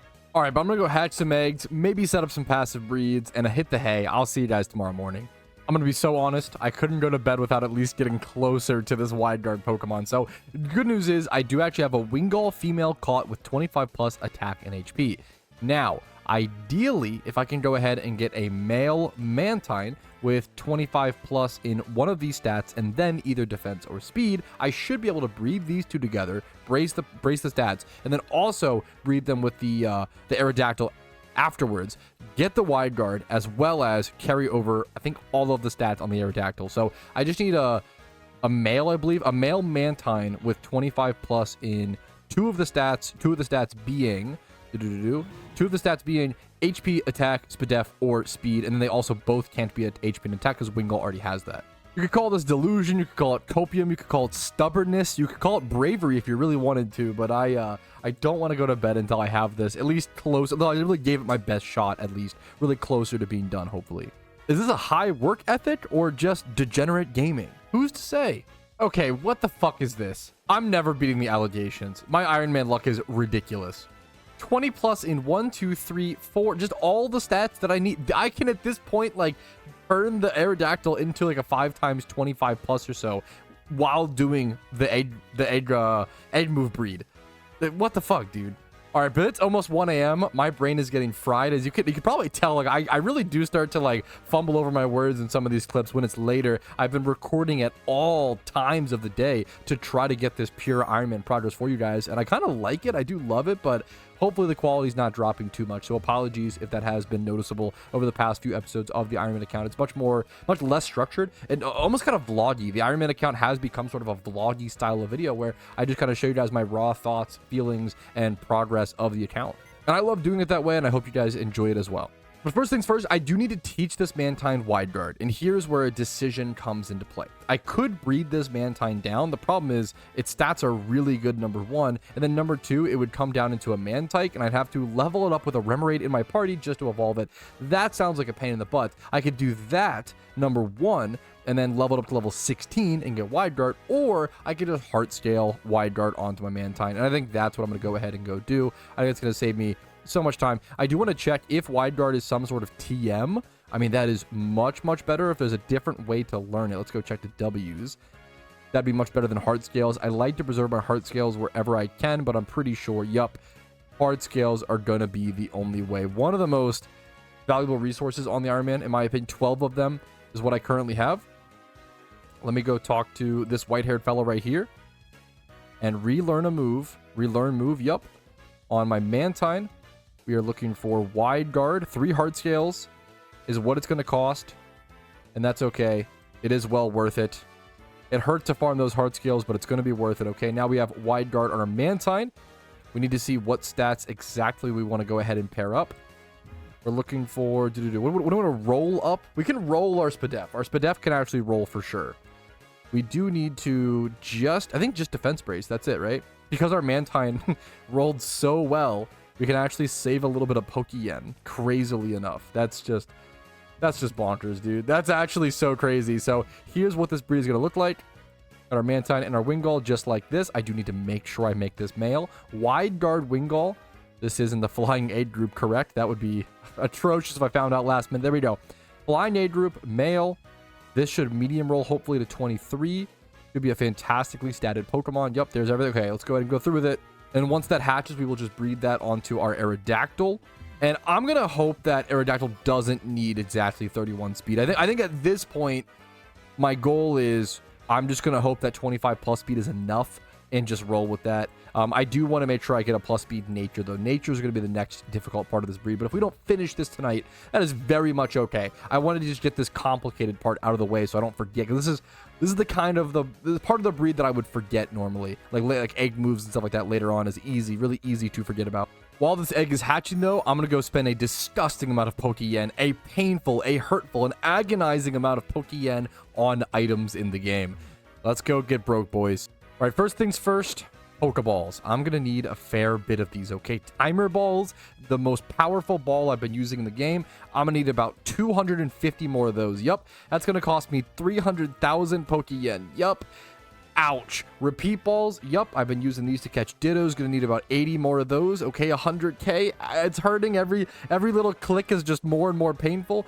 Dust balls, we could buy about 30 or so more of those, but that's mostly fine. Net balls, we're fine on. What else? Quick balls, I think 85 is enough. Luxury balls, 100 is plenty. Dream balls, we'll buy about 23 or so more. Go up to 60. That's totally okay. I think that is most of the Pokeballs that I do actually need just normal Pokeballs, to be fair. I'm quote-unquote down to 319, and that is a bit low. I'd like to buy up to, let's just go over 1,000 maybe. 140k for 700 Pokeballs. Yup. Goodness gracious. Me oh my. The Pokeyen stack is depleting. All right, but it's needed, man. It is needed. 80 netballs we're going to call okay for the time being. Next up, repels. I believe I am super low on repels. Max repels, I have 7. I'm going to go ahead and buy 93. How much would that cost? Okay, that's totally worth it. Expert lures, I'm going to go ahead and buy 126. Oh my goodness. Oh my goodness. This is the lowest my Pokéyen stack has been in a very long time. But I think it's needed. We needed a big restock, fellas. I know it hurts now. It hurts to watch. It hurts me a shit ton. I'm sure it hurts you to watch as well. We need more escape ropes as well. Let's get like 27 more of these. I know it hurts, okay? But hear me out. In the long run, it'll be well worth it, okay? We will get the Pokéyen back, okay? Pokéyen in, Pokéyen out. That is the flow of the... You know, we're stimulating the economy, right? Copium. All right, anyways, our Pelipper Wingdoll hatched. Let's go pick this up. Let's go breed it with our Aerodactyl and maybe set up some passive breeds in the Pokedex before bed. Right, here is the Aerodactyl breed. This is mostly the breed done. It's not going to be fully done. I'm going to put it in a... I'm going to put it in Luxury Ball. Fuck it. Luxury Ball, and I'm going to make it female. It's going to cost 21k. Bring me down to 225k. Oh, jeez Louise, dude. But this is going to be 20 plus in every single stat that it needs. It will not be guaranteed nature, though. If I am the luckiest nerd in the world, I'll simply roll Jolly. But I think I've had too much good luck tonight. I don't think that's going to happen, but... We'll see. What I think is going to happen is I'm going to have to finish this up later on. That's my guess is this will be a task for a later day, which is totally fair. I also did move my boxes around a little bit. I went ahead and moved all my rare checks over here, over to box 1. That leaves box 2 nice and empty, nice and open for tomorrow's Ferroseed catch event. I'm just setting up a few casual breeds to hopefully gain some PC space, and this is me going under 200,000 Pokéyen. AKA less Pokéyen than I make in a single gym rerun. But on the good news, our Aerodactyl hatch, let's go check it. If this okay, I mean it's not jolly for the Pumpking hard mode PVM fight, but it is quite literally like the other best nature. Dude, I guess I try to use it. I don't know if this is fast enough. I don't know if this will work. The fucked up thing is if this isn't fast enough and if it doesn't work, what I end up doing instead is just breeding a brand new Aerodactyl from scratch and still just keeping this Aerodactyl. That's how good this Aerodactyl is. It's so good that I can't... It's still a competitive Aerodactyl. Wow. I'm going to move that over to my comps box. Worst case scenario, we just made a competitive Aerodactyl today that will be used in raids and PVM. I could end up going just 2v2 attack, 2v2 speed on this. That's what might end up happening. What might end up happening is I just go 2v2 attack, 2v2 speed on this one, and then I have to get a whole new Aerodactyl. Do I have old Ambers? I do not. I will have to go Fossil Farm in Kanto to get those at some point. But that will definitely be a tomorrow task, because, I'm cooked. I will see you guys tomorrow for a banger stream with a lot to do. Alrighty, fellas, good morning. It is another beautiful Monday on the Iron Man account. We have an Alpha Sandslash to go ahead and jump into. We are at exactly 800 hours on the dot on the Iron Man account. I thought that was really cool. We're also at almost below 100,000 Pokéyen. We are the broke boy in question, okay? We're going to do this Alpha Sandslash encounter. Get some progress made today. We have a few breeds that I set up that we're going to go ahead and do first, and then we're going to jump into our desperately needed gym rerun because I am incredibly broke, okay? So we're going to go do that here in a quick sec as well. We have a lot to do today on the Iron Man account. Let's get to work. All right, there is the Sandslash catch. 31 attack, 31 speed, not too shabby. We have a few breeds to go hit up now. I have some things for... I think it's mostly just 2x31 breeds and like breeders, 4 breeders down the line. It will just clear up a little bit of PC space. Let me show you guys those. We can just go over here, actually. The new, it's a few months now that the breeder works. You can head over to here. You might have to be able to do this for like a year now. The Boomer PokeMMO brain. All right. So, first things first. We're going to do this one first. I need to make it male specifically. So we have, I want to do better about breeding I have a lot of Pokemon boxes that are just 20 plus in like 4 to 5 stats. And I want to start breeding those together and not just breeding up 2x31s, 3x31s, etc. I think having these be prepared as breeders would also be fantastic. I do want to make this one male, okay? This is going to actually, fun fact, this breed's going to bring me down to below 100k, which is kind of hilarious. So boom. Down 100k. That's a nice 20 plus in every single stat field egg group male breeder. Next up, we have a 2x31 chaos egg group breeder for a coughing. We're going to make that randomly roll. That can be whatever. I think everything else can randomly roll. If you need to do at least 2 more breeds to breed something else, you can randomly roll the gender. But if you know that you're it's hard to predict that. But if you think like this can randomly roll, it's just a 2x31, right? But if you fit like that 20 plus in every stat, you have to think about you have to ask yourself, why would you be using this breed? I would be using that 20 plus in every stat to carry over to a Pokemon with like 4 of the 5 stats that it needs, and nature, Everstone that Pokemon, and then brace one of the other stats, and essentially allow myself to get a complete Pokemon done, right? So things like this, any gender, you don't want to pay for, does not matter, right? But for anything that is going to be the final breed to complete a Pokemon, you usually want to make male. That's the thing to keep in mind. I'm doing a lot of plant mons. Another 2x31 Pokemon there. A lot of plant Pokemon here. Another just 2x31. I want to start working on my plant Pokemon passively because I plan to make a 5x31 superior at some point, and that's going to require a ton of plant Pokemon. We'll get another plant egg group Pokemon, 2x31, just like that. Beautiful. All right. There are all those breeds, the few ones that I had set up all done. Those will all be good breeders to put over in the boxes. Let's go do our gym rerun because holy guacamole, I need it. All right, we have to start our gym rerun ASAP. This catch event begins in an hour and 4 minutes. So if I don't start now, we're going to legit like run out of time and be super late to the event. Our eggs hatch, we'll grab those later. But for now, we've got our gym rerun. This is gym rerun number 45 on the account. I will fix that here in a quick sec, as well as we're starting at 100,000 Pokemon, which is pitiful. We're leveling today. We're XP training our wild comp caught Shiftry. This will be a fantastic raid Pokemon with things like Night Slash and things like Leaf Blade being a really fast attacker under Sun specifically. The fact that this mon gets Chlorophyll, absolutely huge when most teams in Pokemon and raids use the Sun. So a really good Pokemon to level up. We wild caught this with 20 plus and all the stats, and Lonely Nature's fantastic. I'll see you guys after the gym rerun progress. All right, that is the gym rerun done. We're up to 322,000 Pokemon. Still broke, but less broke. That matters. And then our Nuzleaf went from like level 27 or 37 up to 65. So pretty good progress there. And all of our eggs hatched. These are all just breeders, 20 plus in every stat on the Rattata. Bold Nature Roll is actually pretty good. That could be a fantastic breeder in the future. And it's male. Perfect. We have this 2x31 Grimer. These will all just be thrown over into our breeder boxes. 2x31 Seedot, 3x31, excuse me, Shroomish. Some plant A group breeders for our future superior breed.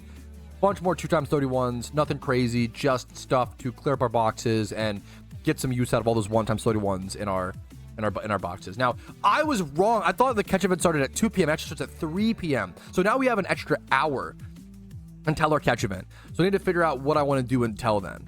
All right, I was thinking about possibly going for, there's 2 different mons I need. So here is the Pumpkin hard mode team that I will eventually be using. I have my Gothitelle done. I have my T-Tar done. I do, however, need a new Aerodactyl. This Aerodactyl I have confirmed with the maker of that guide, Rumel, that this will not work. And I presume this wouldn't work because of the nature. If it was 25 plus speed in Jolly Nature, I think he said, and I think this would work, but it's the Adamant Nature cannot work for this. However, this will be a fantastic PVM. I'm still very happy with this. It'll still be a fantastic PVM Aerodactyl that I will use for certain raids. So very happy with this. We'll be using this in the future. But I will have to breed up a new Wide Guard Aerodactyl from scratch in the future. So we'll get to that at some point. And then the Crocodile, I will need a new one for sure as well, because it doesn't have the right bulk, it doesn't have the right stats, and it's missing the defensive EV spread. So I need 2 mons. We're at 2 out of 4 done for the Pumpkin hard mode strat at the moment. But we're not gonna worry about that right now. I just wanted to mention I was thinking about it and talking about it and catalog what I need for that. However, I am gonna go do my Ho-Oh fight. I have my Ho-Oh fight ready to do. We have about 45 minutes to kill until the catch event. I think the Ho-Oh fight is the perfect thing to go do. All right, this is Ho-Oh Refight number 6. I'm ready for this. We have more legendary lures stocked. This will get us up to 12 legendary lures. I'm going to jump into it as per usual. Once you have the team built and have it done, you can just kind of redo it every week or so, and it's pretty easy. So let's just get it done. All right, here it is. This should be the Ho-Oh fight done. That is my 6th time beating the fight. That feels pretty darn good. 12 legendary lures stocked up. I'm mostly saving these legendary lures for when the rotation comes around in November. November, I think, will be the big last time that I really hunt. Or is it November or... Whenever Entei comes back around, which I think is it next month or the month after that? Now I'm getting distracted. I keep forgetting that November is a month. Wait, no. November is, I'm gonna sound really stupid. November is after October. I'm lucky I'm a content creator, okay? We're really dumb. Okay, so yeah, so next month in October, you can laugh at me a little bit, that's fine. Next month in October, I'm gonna be Entei hunting, legendary hunting. Yeah, that is going to be I'm saving all my legendary lures for the Entei hunt. That is the main legendary that I really do like legitimately want to go for. But now we have 33 minutes. Speaking of legendaries to go for, we have 33 minutes until the catch event comes. So what I'm going to do is I'm just going to go legendary hunt for Raikou just casually over at the Ditto spot. I'm not going to Ditto farm actually because I just don't have the PC space for that right now. So I'm just going to grab my Frisk Pokemon, hunt over for Raikou there, and then I have a chance, a very, very small chance. It is not worth to do this 90% of the time, but this is one of the few chances where it actually is worth to Frisk and just look for if I get a Frisk proc on a Chansey, go for the Thief and try to get possibly a free Lucky Egg would be fantastic for saving some time on some XP training. I'm going to head over there and start Raikou hunting casually for the next 30 minutes though. All right, the catch event starts in exactly 1 minute. I'm going to go ahead and try to catch or prep my first catch. The Pokemon we're catching are Ferroseed, Klink, Joltik, and Tynamo. I'd like to go for a Ferroseed for my first catch as it is the +5 species bonus. We're going to go check global chat to make sure we can be on top of when the event starts. And the event has officially started. Good luck to everybody. I will see you guys with my first Ferroseed catch. I'll just catch this now. Now the event started. It's better to just go ahead and catch something rather than going for that +5 species bonus. Okay, I might just turn this into a quick ball event. It's going to cost me a lot of Poke-Yen to do that, but it will give me the best odds of winning. We're going to try that. Well, if I'm using quick ball strat, I also need to switch my lead Pokemon to possibly a... There's no nature bonuses for this event. Wow, I just realized. It's only species bonuses. I'm kind of split. I'm so broke right now that I kind of want to play this in like a chill way. You can False Swipe Spore all these Pokemon, False Swipe Spore into Pokeball, and it's guaranteed catches, but it takes a lot more time. You could also quick ball Ferroseed, Joltik, and Tynamo. You can quick ball all of those. I already have the 85 quick balls. I might quick ball. It's a really cool shiny. If I'm quick balling, I actually want my Illuminate Pokemon in the lead. Just because that's a bit... And then I think what I would do is I would lead with my Swarmon or Illuminate. Quick ball everything. I think I would just run from Klinks would be the play. Also, Klinks are the worst one to catch for breeders on the Ironman account because it can only breed with other Klinks. You can't breed it into like other things. So honestly, yeah, I'm going to do the quick ball strat. I'm going to go grab my Swarm Beedrill. And that'll be the way I approach the rest of this event. We have still 55 minutes. We're just discovering the strats first. This is a beautiful catch, man. Tynamo. Also a rare, very, very, very rare species here. Modest nature. 20 plus in every stat except for this attack. We can brace that and then keep the modest. This is also one that can go mixed. I love Electros as a Pokemon.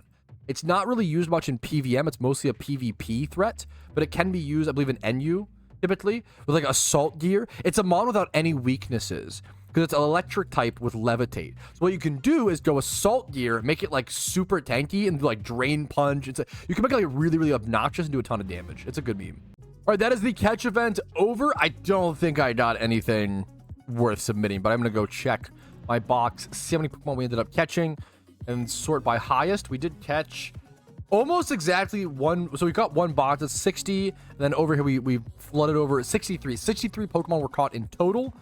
We can just go ahead and sort by total IV. I doubt any of these are going to be the highest. Let's go. We got some 1x31s. We'll take that. Move it over to the more breeder box. I'm scared of how many more breeders I just got in this event. We can just release these, I believe. Yep. Sure.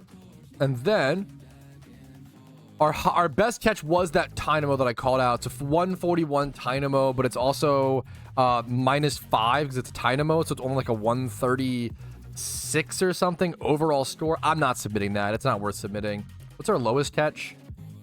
Yeah, very, very average catch event for me. Like 136 is the highest catch. And then our lowest catch is like a 43. This is peak average catch event, which is how most of your catch events should look like. That's just the reality of it. Nothing wrong with that. Still caught a bunch of good breeders.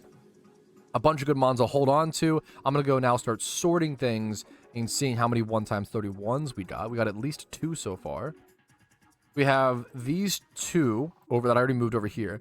Then 3, 4, 5, 6, 7, 8, 9, 10, 11 different 1x31s as well. We're going to start cleaning up our boxes, check for any noteds as well. Okay, not too, we have some space. Not too bad. All right, I think that's everything I need. I think everything else is a release, fellas. We got all the noted mons. Rest in peace to all of these beautiful Pokemon all caught in quick balls. Rip. I need the PC space. I'll see you later. Ouch. All right after the event has ended, we're getting all these different. We had a Blissey Swarm we checked. We Frisk checked for Lucky Eggs. Still got nothing. We got a Persian, an Alpha Persian in Kanto. I'm going to go ahead and start this encounter. Hopefully get a nice field egg group breed. Would love to see it be male. Yep, nice. Good roll, good roll. Starting with a good roll already. All right, because I relogged, I missed like all the catch event results. I'm so sorry about that. The one catch event result that I did see is the winner of the event. Wait, Aaron, I think I know that name. Aaron, congratulations. Maybe I'm misremembering. 183 points. Congratulations, dude. That is the winner of the Ferro Seed catch event. Congrats on your shiny. A great shiny. Apparently someone in my Twitch chat got 3rd place. Congrats to them. Sorry, I missed all the result. I totally just blacked out and forgot about catch event results, so apologies, fellas. But that's okay. Another successful catch event in the books. Got a lot of good breeders. I'll definitely want to make a good Ferrothorn in the future here. But for now, let's finish catching this Persian. All right, there's the Alpha Persian catch. 2x31 Spadef HP. Can high roll these up. Pretty happy with this. Just a really solid male field age group Pokemon. Nothing super special, but really, really good. All right, this is the best news possible. Sorry for the dumb webcam in the bottom left-hand corner. We're post-stream way later that day. I was actually about to head to bed. I was setting up a few breeds, doing a little bit of things, but instead, there is a crucial Alpha Swarm that just spawned in. I'll show you guys the Pokemon when we get to this. I've been trying to, you know, hint, I've been trying to get this Alpha Swarm, constantly for a while now. It's not the most important one on the account, but maybe the second. It's one of the most important Alpha Swarms left that will enable me to do a very specific Alpha raid if they even bring it back this year. That is exactly right. You're very smart, very handsome, and very talented. It is an Alpha Jynx Swarm. The fun fact, Alpha Jynx actually ended up being one of the best answers to Suicune last year, the Alpha Raid Suicune, because it's a dry skin Pokemon that can also do a ton of damage to Suicune with just like thunder, like non-stab thunderbolts and stuff like that. But it was just able to stand up against Suicune and just tank the Pokemon incredibly well. This is a very specific Alpha Pokemon. I actually one spawned prior in my Iron Man journey, and I couldn't get to it because it was behind the spot in Sinnoh where you need the entire Sinnoh scene Pokedex, and I didn't have that yet. So this is a massive deal, man. Being able to go for this now is fantastic. I consider this, it's funny, it's one of the cheapest Alpha Pokemon on the GTL. Like, Alpha Jynx is not an expensive Alpha Pokemon by any means. If you're actually a main account, I strongly recommend buying at least one or maybe even a few Alpha Jynxes. I know Epoch, for example, recently bought up a ton of Alpha Jynxes because they're just so cheap. I thought that was incredibly smart. So if they bring back Alpha Suicune as a raid this year, Jynxes might go up in value. I hope Epoch gets a good payoff there. It was a very cool decision by him, in my opinion. And if you don't know, Epoch is just a fellow PokeMMO content creator. Definitely recommend checking him out if you're interested. He's one of the best online content creators for like flipping in like massive amounts, making massive amounts of Poke-Yen. All right, that wasn't even a difficult Alpha catch at all. Only turned 13, not too shabby. 2x31, one of them being in Spatak, 28 speed. These stats are fantastic. I will have to get a nature on this thing at some point. Now, Jynx is a female-only species, so you actually can't really use this as an alpha or like as a breeder, essentially. It'll only ever be a Jynx. But that's, thankfully, all I need it for. It's a dry skin Pokemon, which prevents it, actually, water moves restore its HP, so that helps it a ton. And then it has a lot of unique access to things like Taunt, Ice Beam, Psychic Stab, and just hits really hard with special attacks. So very weird Pokemon Jynx is, and it just fits perfectly for certain things. Very happy to have this hidden ability one. All right, as you can tell by the Poke-Yen stack, fastly declining. I was spending a little bit of time setting up some breeds. Number one, the most important breed, we're already breeding up my amazing Jynx that I just caught, the Alpha Jynx, the dry skin, the hidden ability Jynx, into a competitive ready, raid ready, PVM ready, proper Jynx. It'll be a smooch and we'll evolve it up. I just had the perfect breeders sitting in my boxes that this is honestly really cool to see. It's a breeder that I made specifically as a breeder. We're finally getting rewarded for breeding up our breeders, guys. That feels really good, I'm not gonna lie. A special attacking, modest, humanoid age group Pokemon. I bet you that when I bred this Spinda, I was like, you know, humanoid age groups don't often go for special attack, so I don't know how useful this will be in the future. Well, little did I know, it's actually incredibly useful, and it's gonna be incredibly powerful. I should check really quick to see if Jynx gets any, like, hyper-relevant egg moves. I'm a little late on this, but I guess better late than never. Let's go check moves. Scroll down to the very bottom. egg. Lovely Kiss is kind of an important one for PvP. However, fuck using Jynx in PvP. I have no real interest in that, to be honest with you. So we're going to do this. This will come out modest. I have that perfect Everstone. Modest, nature, double 31, 31 attack, 31 speed def, 28 speed. Hopefully defense at least medium rolls. If it low rolls, it'd be a little sad, but if it low rolls, it's still 18. That's honestly totally fine. 20 plus HP. Very happy with this. This will be a raid ready Jynx. That is one of my last Everstones. I am down to 2 Everstones. I think after this, it's pretty late in the evening. It's actually about 11:45 p.m. I'm going to go ahead and round out the evening with either Everstone or Amulet coin farming. Some sort of item farming, I think, is the strat to do. But we have a few more breeds to talk through. Actually, quite a bit, honestly, more than I expected. 1, 2, 3, 4, 5, 6, 7, 8 breeds that I went ahead and set up. I do think most of these, if not all of these, are just simple breeding up breeders, right? This is just simple plant egg group. I did the one interesting thing here is that C-Dot is in the plant and field egg group. So I tried to breed, I'm trying to breed up a plant egg group Pokemon for my eventual 6 times or 5 times 31 superior breed so I can put the hidden ability patch on it. I'm trying to breed up the plant egg group, but using field egg group breeders because I have so many field egg group breeders and because the field egg group is really common, much more common and much easier to farm than the plant egg group. So here's a mineral egg group breeder, 31 HP, 31 speed. Nothing crazy, just a super simple breed. A lot of this is meant to clear up my box space as my box space is getting really bad. This was like basically full. I'm just trying to whittle down. I'm using whatever Pokemon I have to. It's funny, I'm like fighting this back and forth war right now of PC space and Pokemon. And I'm losing on both fronts. I'm losing both wars, man. And they contradict each other, right? Like, to clear up my PC space, I need a ton of Pokeyen, right? And then to make Pokeyen, I need to grind, but I can only do it once a day. I need to make sure I'm really on top of my gym runs this week. I think that's the main thing. This breed's a little, silly willy. I mean, it's a really beautiful Pokemon. It'll be a great breeder down the line. I think I do want to go ahead and make this male, actually. Is it really worth it? Honestly, maybe it's better to roll. I don't know. I'm not sure. Let's make it male so that we can pair it up with a mon that has that defense and then just brace a stat and then roll nature or rebreed that if we need to. I like that as a male. I'd rather have that as a male breeder, I believe. Next up, a Sandslash. This is fairy and mineral, I believe. Pretty interesting egg group. 31 HP, 31 speed, 20 plus in the defenses. These are the perfect stats. If you're breeding up breeders, you want stats like this. Because I don't know if I'm going to want this Snorunt to be a physical attack breeder or a special attack breeder. So if you don't know which one of those is the case, every mon needs HP, defenses, and speed, right? So this is the neutral way to go ahead and go about that. Do I want this to be male or female? It kind of depends. Do I ever think I'll need a Sandslash down the road? I honestly might. So I'm just gonna breed this. I'm gonna randomly roll that one because maybe I need that to be a special attacking Sandslash one day. Maybe there's some raid. It's very possible where an ice ghost type particularly is very good. Next up, just a 2x31 bug egg group Pokemon using the two of the Joltecs that I caught today in the catch event. That's a fun fact. Next up, we got a Jigglypuff and a Ditto. Just basically no stats on this Jigglypuff, 31 HP. Just getting a nice fairy egg group breeder. It is annoying because it's going to be an Igglybuff, so if I want to breed it again, I probably should have made that male actually, because rebreeding that is going to be a pain in the butt otherwise, but we'll deal with that when we deal with it. 2x31 Roselias. I have a few just random Roselias sitting in my boxes, and they make really good breeders because they are fairy plant. Pretty good egg group, same as Shroomish. Quite a good egg group. Just 2x31, and I did want to keep 25 plus in defense. We do manage to keep that. 2x31 in HP and defense, or HP and attack, excuse me. Same exact stats here on this other Roselia breed, 31 HP, 31 attack, but no other defenses and no other stats. Just randomly rolling the genders there. So now we have 7 eggs going, and I'm going to go farm an item.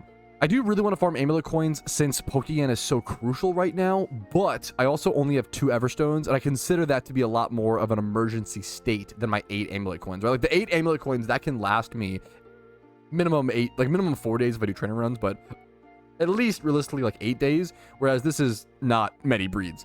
All right, for Everstone Farming, over to Mistralton Cave we go. We have our very specific big unit clay doll. If you missed the episode for this, I loved building this. It was it was a strategy invented by one of my Twitch moderators. He theorized using Imprison plus Smackdown plus Mud Slap and Iron Defense, and essentially, I don't have a Sweet Scent Pokemon. Whoops. Didn't I do this exact same thing last time I went to Everstone Farm? I somehow forget a Sweet Scent Mon every time at this location.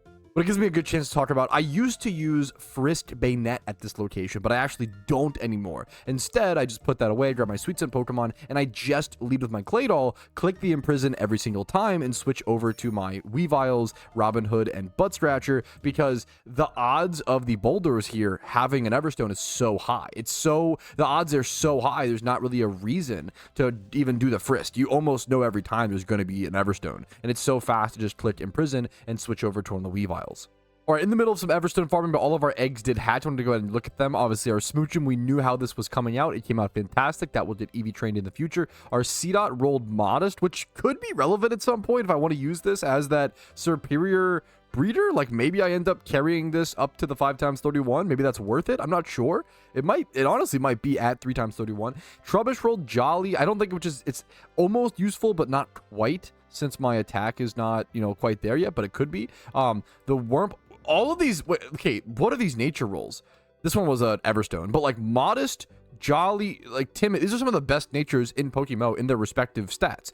Timid Nature Wurmple that rolled on a random like 30 SPDEF breed, this is actually really fucking good. So if I get them on with 25 plus defense, and then I just Everstone this, I can carry over all the stats if it matches. This could be an insanely good breeder. That ended up like so much better than it should have.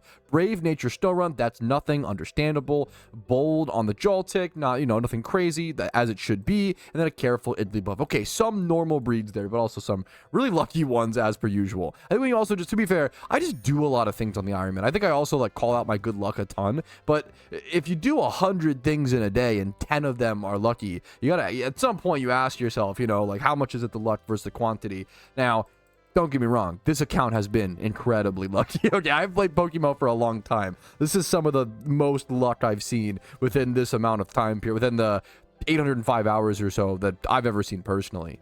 All right, I've officially been Everstone farming for about an hour. Do you want to see how many I got? I started at 2. I'm now at 28. Dude, it's actually crazy. Number one, how good this Claydol strategy is. It's so fucking insane. 26 Everstones in 1 hour? I think my luck was pretty good. There's a few factors here. My luck was really good. I didn't get that many hard stones, almost none at all. The Claydol is really fucking good. The spawns are really good. It's just crazy how much faster Everstone farming is than Amulet coin. Like those 28 Everstones will hold me over for a few weeks. I'm going to go ahead and stop there. That is plenty for the time being. I do want to go check my Ironman goals list. I have some amount of Everstones. Yeah, farm 20 Everstones is a goal on my goals list, and I just farmed 26, so that will be a completed goal when the episode comes to a close. But for now, I do want to also go farm Amulet coins. Now that I'm stacked up on Everstones, we can just focus on the next item. So that feels pretty good. And unfortunately, this item is much harder to farm than the Everstones. I want to say I average about maybe 6 Amulet coins an hour, and that's kind of if I'm lucky sometimes. Way more Quick Claws over at this location, unfortunately, at One Island, not Route. One Island over in Kanto. I am going to need my Frisked Bayonet for this as well. Also, here's what our more breeder box looks like after doing all of those breeds and then throwing them back in the breeder boxes. We only have 8 spaces still, but hey man, it's 8 more spaces than we would have had. I think the box literally would have been full because we just consumed, I think, 7 different breeders. So we would have only had 1 box left otherwise. But I'm starting this farm with, I think 8 Amulet coins. Yep, 8 Amulet coins. I'm going to go ahead and keep track. I'm going to time everything here and there to see how many hours this takes me and how many Amulet coins we can get in an hour or so.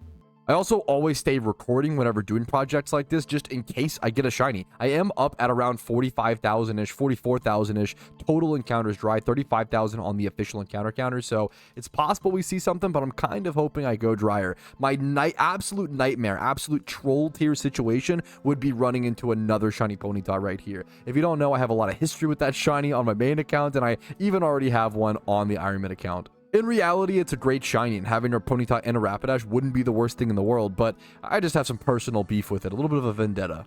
Okay, I just teleported back to the PC. I'm healing up. Do you want to see the comparison? I farmed Everstones for 1 hour, and I got 26 of them. I just finished farming Amulet coins for 1 hour. I started with 8. I got 6 of them. So yeah, that's the craziness. Like Everstones, you get 26 or so in an hour. Amulet coins, you get about 6. And honestly, I'm just happy I got 6. That's kind of where I'm at. I'm honestly just glad I got 6. You get so many Quick Claws over here. It's definitely, yeah, this is Quick Claw City, dude. 76 of them in total. That's not in relation to the Amulet ones I just farmed. That's it's in total on the account. Still 14, though. I still gained 6 within an hour. That is still saving. Each Amulet coin saves roughly 30 minutes. So we spent an hours of work to save 6 times 30. 180 minutes. Was that 3 hours? Pretty darn good if you asked me. 1 hour to save 3 hours of work. Pretty happy with that. Still definitely worth it. The riches charms are going to go absolutely bonkers, though. I've been talking about the XP charms and how important that is on the Iron Man account. I'm also going to get riches charms from the upcoming event season. That's going to be super exciting to have a fat stack of those, hopefully. All right, I am absolutely cooked. I'm ending the night on 15 amulet coins. I didn't really get many more after that last clip, huh? Anyways, I'm exhausted. I'm going to hit the hay if that's all right with you fellas, and I will see you tomorrow for a banger stream. Alrighty, fellas, good morning. It is a beautiful day to play the PokeMMO Iron Man account. I'm excited to make some progress today. I woke up early. We're starting early. We're jumping into it. I'm excited. I have this alpha Lickilicky catch I'm going to start things off with. I didn't catch it quite there. It would look really fucking cool if I did, though. All right, there's the Lickilicky catch. Let's see how it comes out. Bold Nature, 2x31, male monster A group Pokemon with 2x31s in HP and attack. I will take it. Oh, also, wait, 20 plus. It's only missing Spinda. That's actually even better than I let on there for a quick sec. That's pretty damn good. We're going to escape rope out of here and go start my gym rerun ASAP because I am brokey broke. Alrighty, fellas, it is time to start the gym rerun. We go gym. This is gym run number 46, I believe. I'm going to update it now so I always forget afterwards. 46 on the account. We are XP training a Rotom Wash today at level 62. Hopefully get this thing up to like level 80 or so, make it usable for raids and really good in PvP and PVM would be fantastic. We're starting at 157,000 Pokedex because I am unbelievably broke. Let's go ahead and just get started, fellas. It is officially popped. One of my main priorities over the next few days is just going to be making Pokedex. I'm going to have to spend it down a fair bit with breeds. I have breeds that I got to do, but doing my gym rerun every single day has never been more important than it is right now, for sure. All right, that is our gym rerun done, up to almost 400,000 Pokedex, so thankfully we've regained some losses there. Up to level 78 on the Rotom. That feels really good. The question is, what is next on our to-do list? All right, fellas, next order of business is I still need 2 very, very important PVM Pokemon for the upcoming PokeMMO Pumpking Hard Mode boss strat, okay? I need a new Crocodile and a new Aerodactyl. This Aerodactyl that I built is amazing, and I don't want to, like, destroy it just to make it jolly. I can just use this, because I need one that's, I already need one that is adamant and good stats for PVM to throw off some rock slides, stone edges, head smashes, whatever, and go crazy in PVM and raids, right? Do damage. The Aerodactyl build that you need for the Pumpkin boss is defensive. You actually end up going a defensive spread, but also plus speed nature. So I'm just going to have to go get myself a new Aerodactyl. I'm going to have to go fossil farm in Kanto and get that taken care of. We also need a new Crocodile, but I'm going to work on that later. We can figure out the Crocodile will be a lot easier versus the Aerodactyl is tougher. First things first, I actually need a wide guard Pokemon. Or I need to egg chain move the wide guard. First things first, we're going to go get the Aerodactyl. Second thing second, we'll get the wide guard Pokemon. We'll see that whole process. All right, for fossil farming in Kanto, over to Island 1 we go, and I'm basically going to go over to the similar location that I Amulet coin farmed earlier, and just use my Frisk Thief Bayonet to Rock Smash, do the encounters, hope for a Frisk proc, and then Thief when I see one, and that'll get me some fossils over time. I need specifically the old Amber for Aerodactyl, which is kind of tough to get, I'm not going to lie. I don't know if I could have checked my bag. I don't think I have any of those lying around. Yeah, no old Ambers, I don't think. And then any fossils. I might have a few fossils. Yeah, a few fossils, but no old Ambers, which is what I need specifically right now. This is a great question. So if the hard mode strat changes this year, how fucked are you? Do you think you'd have time to pivot? I'd be pretty fucked. I think I would have time to pivot, like, within the event. But if the hard mode strat this year changes for the Pumpkin boss, I think I would easily get, like, 50% less rewards. Like, it would cost me so much. Like, to have to breed up a new team from scratch, to EV train all of it, XP train, moveset, like, it would, yeah. You would lose a week. I think I would lose, like, 3 to 5 days. 3 to 6 days, something like that. I would lose, like, half of the event-ish. It would be really detrimental, for sure. 1000%.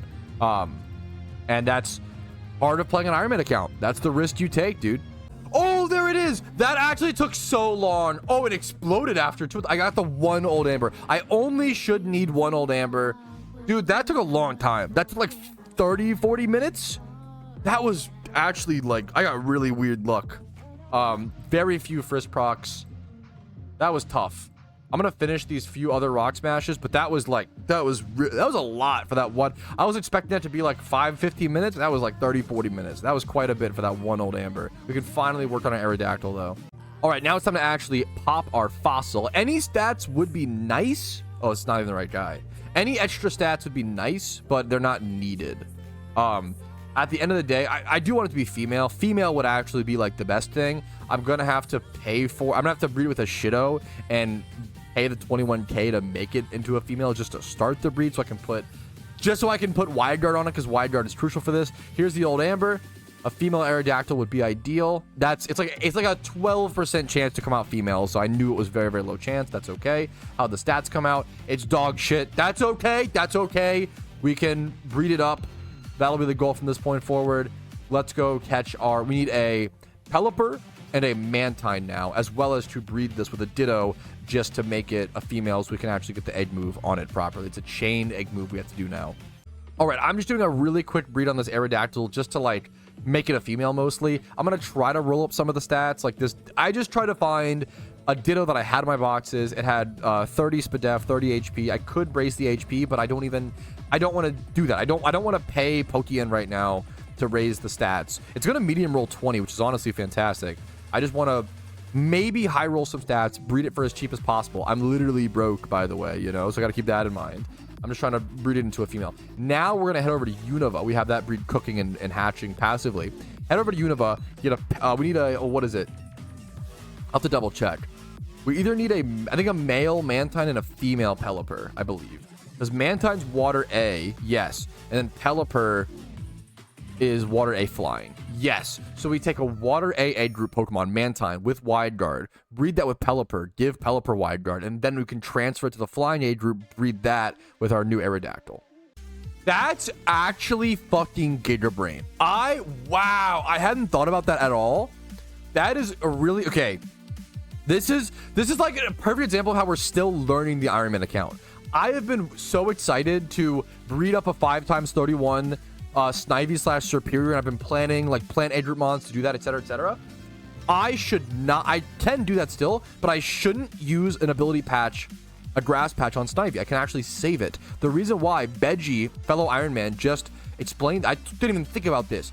You can actually get hidden ability Servines, or Superiors from mysterious Cherish Balls during the Lunar New Year, at least last year. Maybe this year they won't come back, but last year you could get hidden ability ones from Mysterious Balls. So if I can just wait and get them from Mysterious Balls and save one of the most limited resources on the Ironman account, aka the ability patches, that's way better, right? So that, yeah, that's actually huge. I didn't even think about that. That is a fantastically good idea in my opinion. That's really, really, dude, I didn't even think about that. Imagine in the Mysterious Balls are going to be like insane for Iron Man. Imagine pulling out a level 100 competitive Pokemon. Yeah, that's going to go ridiculously hard. I didn't even think about that. There's so much to learn when it comes to, we've never had an event season on Iron Man. And there's only so much you can like think about and prepare before you got to just test it and see what works and what doesn't and just see how things play out. So event seasons, I'm sure we're going to have a lot more revelations like this when event season finally rolls around. But shout out to Iron Veggie. That was a fantastic call. I'm probably going to save my, hidden. There's no reason to go for Superior that soon. Charizard I needed for the, even if Charizard, even if you can get one during the event, I'm still glad I used my patch because you need Charizard for the raids themselves. So I'd rather have that prepared than wait for this Lunar New Year event and miss out on Halloween and Christmas raids because of that. My personal opinion. This Mantine is actually really good. I'm gonna try to use this as the breeder. I'd like to get a better wing. The question becomes, how long should I really spend time-wise going for this becomes the next question. I think I am gonna go a little bit more for this, for like a Wingull. I'm gonna look for like I'm gonna farm a little bit more for a female Wingull. If I could get a Wingull with just 20 plus in a few of these stats, like 1, 2, 3, 4, like 20 plus in like two of these stats, not counting defense, would be phenomenal. Yes, this is a fantastic point, Tom. We're talking about, like, I can't wait to genuinely reap what I've been sowing, okay? I have been sowing, for lack of a better word, like reaping and so, right? I've been practicing, planning, preparing all this stuff for the event season for the past like 3 months on the Ironman account, and it's been non-stop sowing. I haven't reaped like that many rewards yet as an Ironman because I'm waiting for the event season, right? I can't wait to finally reap what I've been, finally actually be able to reap, right? And then I've been non-stop sowing. But the other thing is, look, Tom is 100% correct. You aren't going to need to do this shit again next year. Once you prepare for event season, like fully and entirely on an account once, you're mostly done. Maybe there's like 10% more mons you need to make like every year or so. Like there's a few things that change, a few things that get added, don't get me wrong. But once you get most of the best PVM mons in PokeMMO, you have them, right? Your first event season prep is easily your hardest, and once you've done that, once you've prepared for event season in totality once, have all the raid mons, have all the Pumpking mons, the fight, the boss fights, etc., you're mostly good. There's a few things you'll need to adapt, but you'll be able to reap those rewards from what you sowed. You could basically sow for 3 months in PokeMMO and reap rewards for years down the road. Okay, I think this Wingull will work. I think this is good enough. It's 20 plus in speed. This is actually fantastic. 20 plus in 3 of the stats. We can brace the defense on the Mantine. Now I just have to go get Wide Guard on the Mantine, which this is my second time getting Wide Guard on a Mantine, so I'm gonna have to spend more heart scales. I'm gonna add that to my to-do list. I do want to go hard scale farming at some point because I am getting pretty low on that. I have restocked pretty decently on Everstones. I'm pretty stocked up on Amulet coins. I still need to do a little bit more, but I'm done for half a month, so that's still pretty darn good. But now I'm reaching a point where like heart scales is becoming there's so many items to constantly be on top of on an Ironman account and constantly check your stock, fill back up. So heart scales is getting to that point where we're gonna have to go to that at some point. But for now, let's go consume 2 or 3 more of those heart scales. Go talk to this guy, I believe, and relearn heart scale on our Mantine. To do Wide Guard, very important egg move to get over to our Pelipper, and then we'll get that over to our Aerodactyl here in a quick sec. We're going to set up the first breed right now. Get my Aerodactyl hatch. It fucking low rolls, but it's a little annoying, but it's mostly whatever. We're going to get this breed going. I need a, what was it? Defense brace for the Mantine. I think nothing for the Wingull. We're just going to roll stuff once again for them. I want to spend as little Pokemon as possible, ideally. Defense brace there. The breed should look like this. Thank you for the prime. Chimd, I'll thank you properly in a quick sec. Breed's going to look like this. Attack is going to roll between 19 and 26. HP is going to be 21 to 30. Def 13 to 19. Speed 21 to 22. I almost want to attack brace. I think it's worth it. I'm really broke right now, so it feels worse to spend that Pokémon, but I know that if I had more Pokémon stocked up, I would spend it, which to me means that it actually is worth it. We're going to go for that. So here's the final breed right now. Now we need this to be a male. I could have fucked that up desperately. This needs to be a male so we can actually breed it with our Aerodactyl that is now a female. Boom, bam. There we go. We're getting things started. This Wingull feels like it rolled really well. I almost feel a little guilty, like it came out too good. Wow. Okay. No Jolly Nature, right? Yeah, no Jolly Nature. I could get stupidly lucky on this, and knowing my Ironman luck, I just might. I don't deserve. This should not be like done and ready to go anytime soon. But let's see. This being 20 plus in literally every stat that it needs is just ridiculous. If I high rolled this speed, you guys should flame me in the comments. This is gonna almost be done. Wow. Make it female for sure. Well, actually, I wonder if it's better to let it randomly roll because I have Dittos. I'm going to be greedy.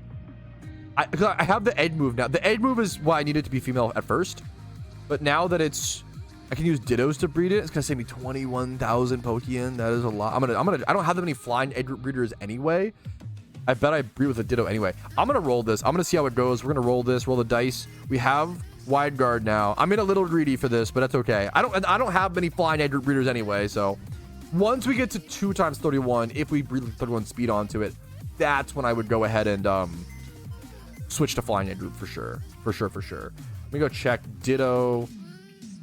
You're breeding a Doublesmon? Poor PvP player actually thinks I'm doing something cool. No, I'm breeding for the Pumpkin hard mode strat. It's for PVM. I'm not that cool. I'm not a... Doubles players are very cool. I am unfortunately not that cool, at least not yet. I would happily, honestly, consume an alpha Ditto on this if I need to do that for the IVs. I'm going to go check what 31 speed... I don't have that many 31 speed Dittos. I will say 31 speed Dittos are becoming increasingly a very high value resource. I do have this one with Jolly Nature. The problem is that it's missing every single other stat, which is really bad. I couldn't even brace this and Everstone it. So yeah, not great. I might end up, man, it might hurt. I might end up using one of my like this breeder. Well, this might be perfect. I've been saving this breeder forever. This actually might end up being perfect for the Aerodactyl. We'll see how it comes out though. All right, moment of truth. Our egg hatched. There was a lot of IV rolls here. 20 HP, 20 speed. That's pretty good. I'm quite happy with that. I think our attack, that low roll, we might have a low roll attack. Or was that medium? I'm not sure. I might have mid or I'm not sure. I'm not sure. We medium rolled speed, might have low roll attack. HP 20, special defense 20s, totally fine. We'll breed those up a little bit here. This is mostly fine. This is mostly totally viable. Let's go ahead and try to continue from this point forward. I don't. Next step is some sort of Ditto. Someone in chat said, it rolled female. You're a genius. It did randomly roll female. It was like a 12.5% chance, so like decently low. That does allow me to, it opens up some options to breed with flying A group mons if I want to. And if I end up going with one of those, I'm the greediest motherfucker in the world for not just paying for it to be female and still getting that. I do have this Pidgey, which is Jolly Nature, but it doesn't have the other stats that it needs. So like, it's gonna be really tough to find the perfect like nature mon to get a lot of the things that I need onto. It's gonna be tough. We're gonna have to just take it step by step. Like honestly, this might be one of the better options. Only 20 attack though. I need 31 speed, I think. This Ditto is not a bad breed option. Is it this one, I believe? Yeah, this one's not. It's Jolly Nature. So what I would do if I go through with this breed is I would Everstone the Nature, Defense Brace the Aerodactyl. Let's see what this looks like. This might be my best option.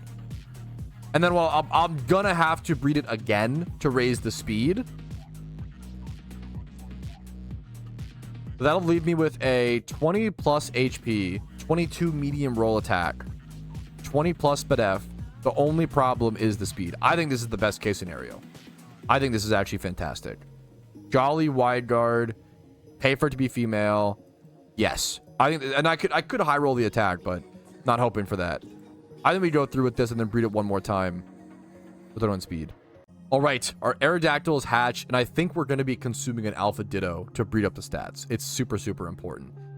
Let's go ahead and... I don't know if there's any way this could roll that would prevent this from being the best option. I think we, like, yeah. I think we maybe high rolled HP. HP is good. We medium rolled attack. That's totally fine. Medium rolled Spidef, I believe. Speed, low rolled. That doesn't matter. This is all totally fine.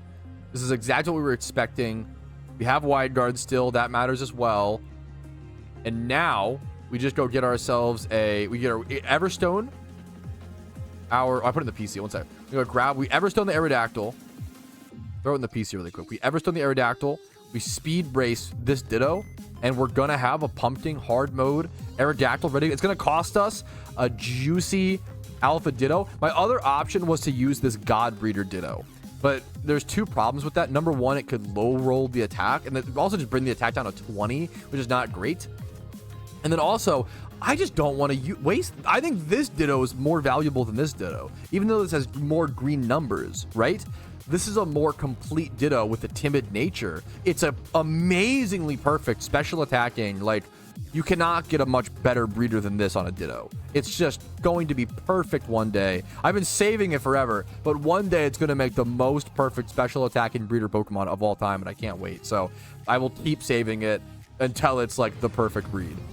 All right, here's the final breed. The only bad thing that could happen is low rolling Spidef, I believe. Ooh, that actually...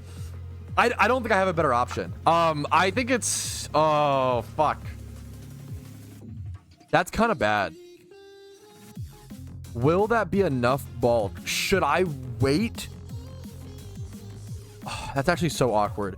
Should I wait and get a better breeder for this? Like a flying egg root, breed up a flying egg root breeder instead of using this Ditto. I maybe should. I'm gonna take a sec. This is the Iron Man breeding process. It takes reflection, thought process, and like patience. Okay, I am gonna take the time. I'm gonna do the true Iron Man patience test. I'm gonna try to breed up a breeder for this and see how it goes. I need a speed brace for the 31 speed. I have this female Pidgey and this male Doduo. I'm gonna combine these and hope for the best. I'm going to try to medium roll a lot of these defenses. The Spidef can medium roll. The attack, we're going to be losing like some 31s, but I'm just trying to do the best I can here. We're going to grab, thankfully, the lowest defense stat out of all of them is the defense on the Pidgey, which actually allows me to go ahead and brace the defense on this Doduo. So it's going to create a breed that looks like this. I could be the luckiest fucker in the world here and just high roll a lot of these stats. I don't think it's going to happen. You can't bank on that. We're going to do this. So the breed's going to look like this. Guaranteed 31 defense, guaranteed 31 speed, at least hopefully medium rolling Spidef, at least hopefully medium rolling attack, and maybe medium rolling HP. I think I do want to make this male so that it can immediately breed with our Aerodactyl if it just high rolls the way it needs to as well. Ooh, the problem is if I do that and if it doesn't high roll the stats we need, we'll have to breed it with a Ditto. That's actually really tough. I think I still have to do this, but this is a weird breed. Yeah, just high roll it. Yeah, that's what a skill-based player would do is simply high roll. Wish me luck, fellas.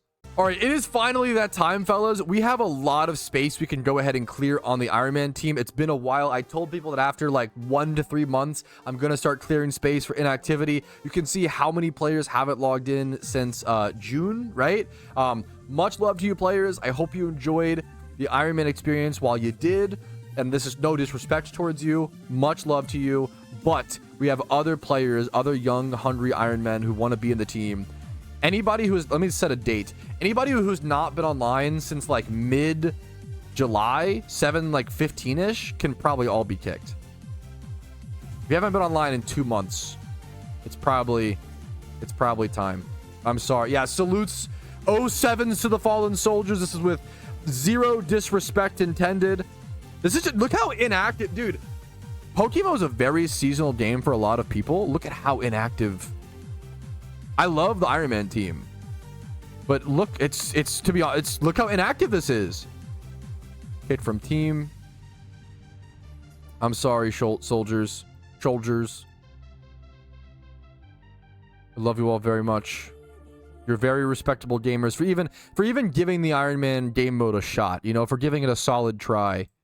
I respect you so much. We're gonna kick all the way up to 715 and clear a ton of space. If you are an Iron Man account and would like to join the Iron Man team, there's never been a better time. I'm gonna be inviting a bunch of people very soon here. Yeah, I'm sure someone will be back. Yes, if I'm picking you right now and you want to be active again, come on stream, let me know. We'll get you reinvited. Don't worry.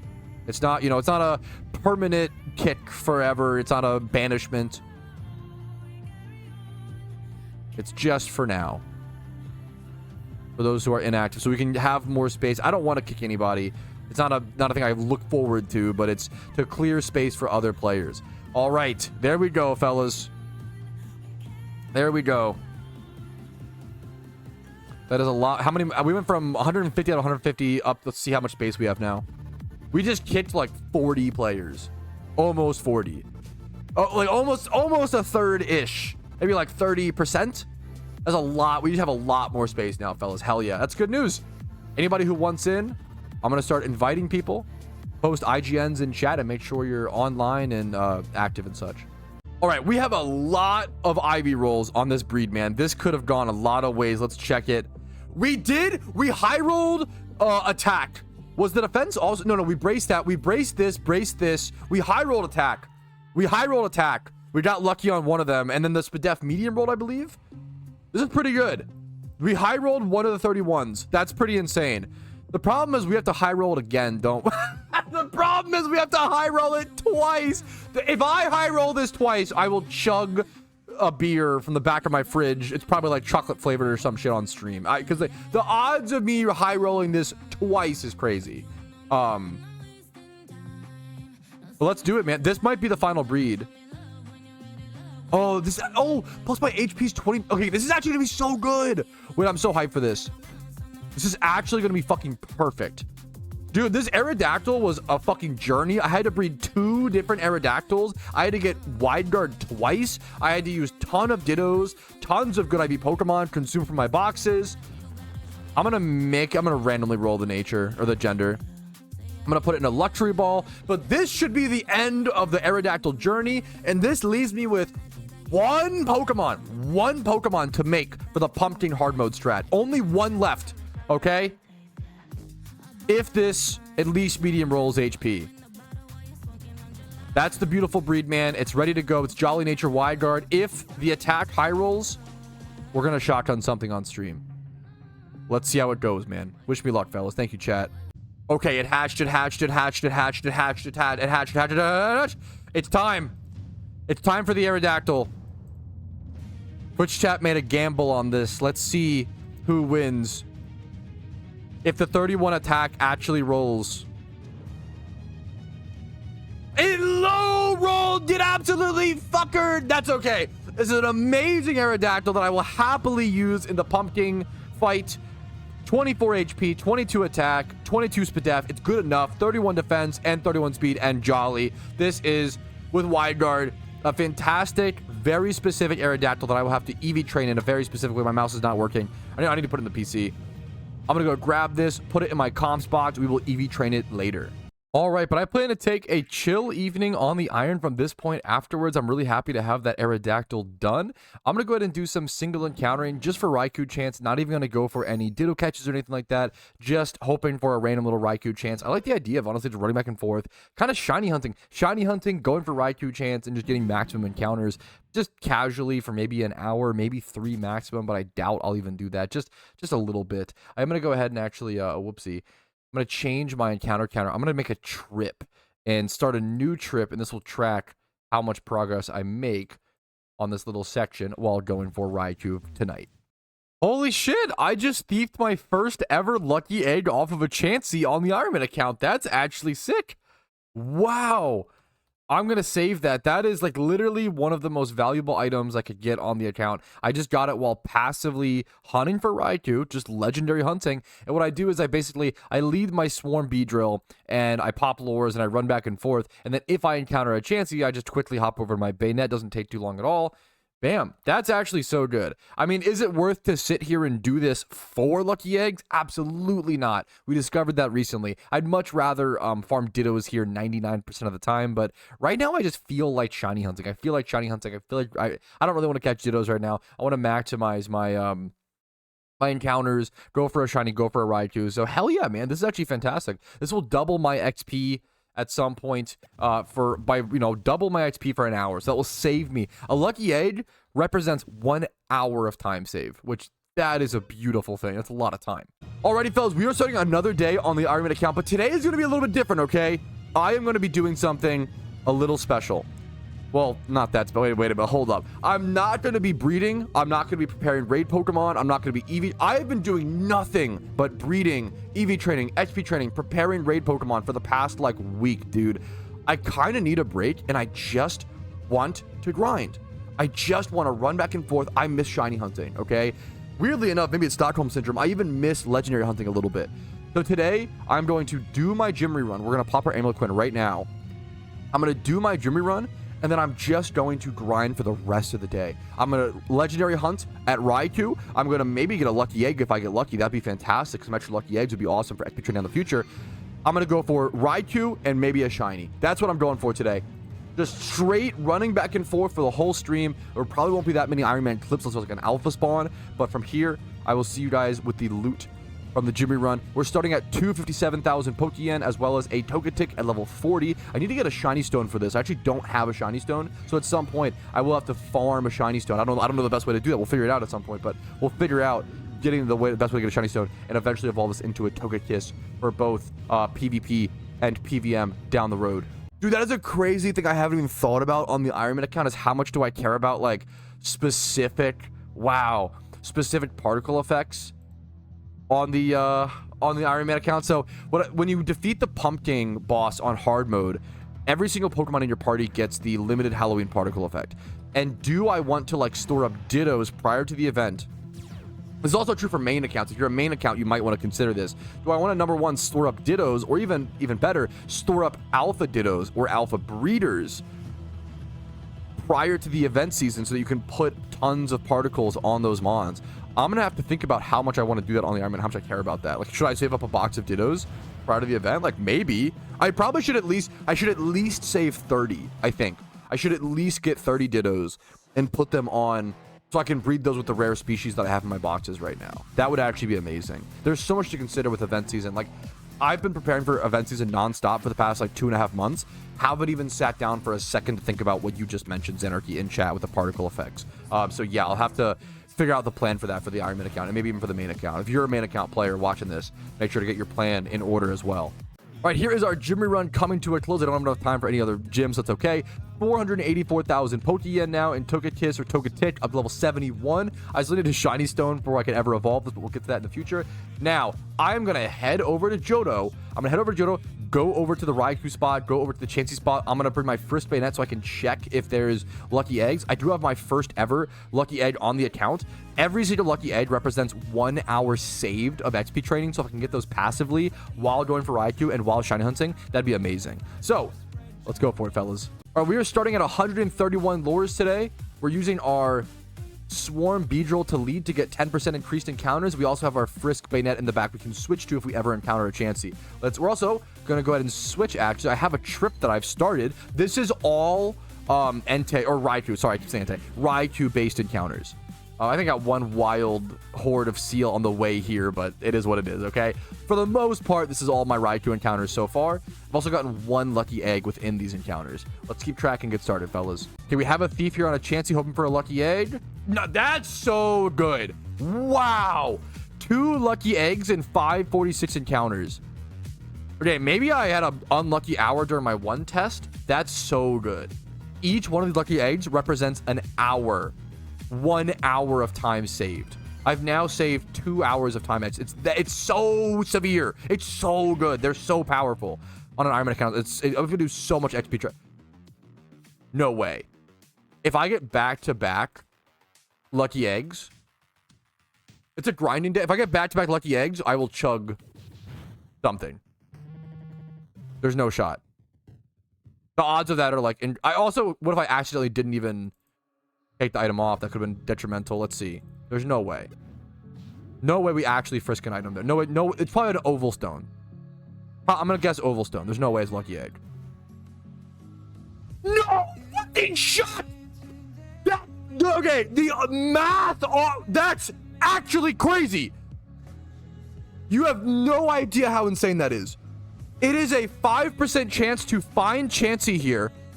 5% chance, I believe, for them to have a lucky egg. Hitting that twice in a row is unbelievable. That, I'm not joking, might be one of the rarest things to ever happen to me in PokeMMO, period. I'm like, that's actually crazy. It's hitting 4 5% chances in a row. That's fucking crazy. That's fucking insane. I did like a 1 to 2 hour test here. For reference, I did like a 1 to 2 hour test here and didn't find a single lucky egg. That was ridiculous. Holy fuck. We have another Chansey Frisk Thief, bro. Let's see if there's another lucky egg. Would be so ridiculous, dude. My luck's been so crazy today. That is ridiculous. I can't believe that, dude. I've gotten 3 lucky eggs today. What? Maybe that hour test I did was just unlucky? That's 4 hours now in total of XP training saved. These lucky eggs take 8 hours of XP training and turn it into 4.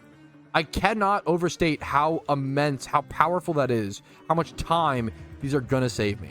That's incredible. Dude, that's actually so funny. I was saying how much I'm so excited for event season in PokeMMO. Someone said, can't wait for the queue. Dude, on the Iron Man account, I won't be able to dodge queue. That's really funny. For those who don't know, in PokeMMO during event season, the game is so popular, we do get login queues. Even like during certain alpha dittos, you'll like see login queues occasionally. But the game is so popular, we'll see login queues. On an Iron Man account, so you can, for those who don't know, you can actually dodge login queues by having donor status. That is one of the benefits of paying for paying for benefits, blah, blah, blah, right? You can dodge login queues by paying for donor status. So if you're like a main account, I usually recommend like popping a 7-day or whatever, popping a donor status on like October 30th or in the middle of the day, October 31st, probably October 30th, something like that. Pop your donor status around that time. The first few hours of the event is your most important time to log in and make the most money. I remember like it was like 2 years ago on my main account, I made like 1 mil an hour during the first 3 hours of like one of the events. It was either Halloween, Christmas, whatever. But the first few hours are where you make your most money, and then it slowly declines over time. So having donor status is very important. On the Iron Man account, I'm gonna be one of the plebeians, bro. I literally cannot, unless I win a catch event or some shit, but I literally don't have the RP to get donor status.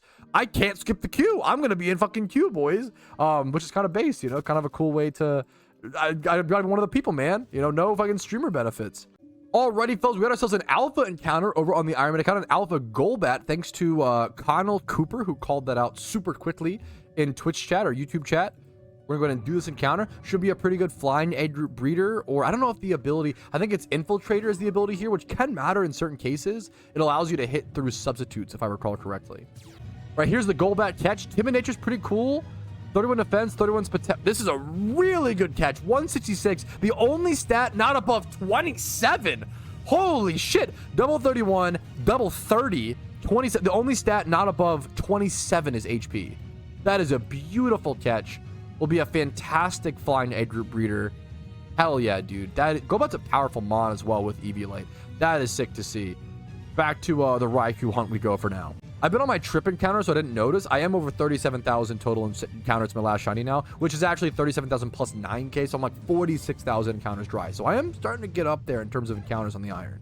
How many chances? Great question. Only 25 out of the 819 encounters. To give you an idea of like how rare they are and how rare those lucky eggs are. Only 25 chances. And I think it's a 5% chance for them to have a lucky egg, but yeah, like 4 lucky eggs in 25 chances is ridiculous. I could be wrong.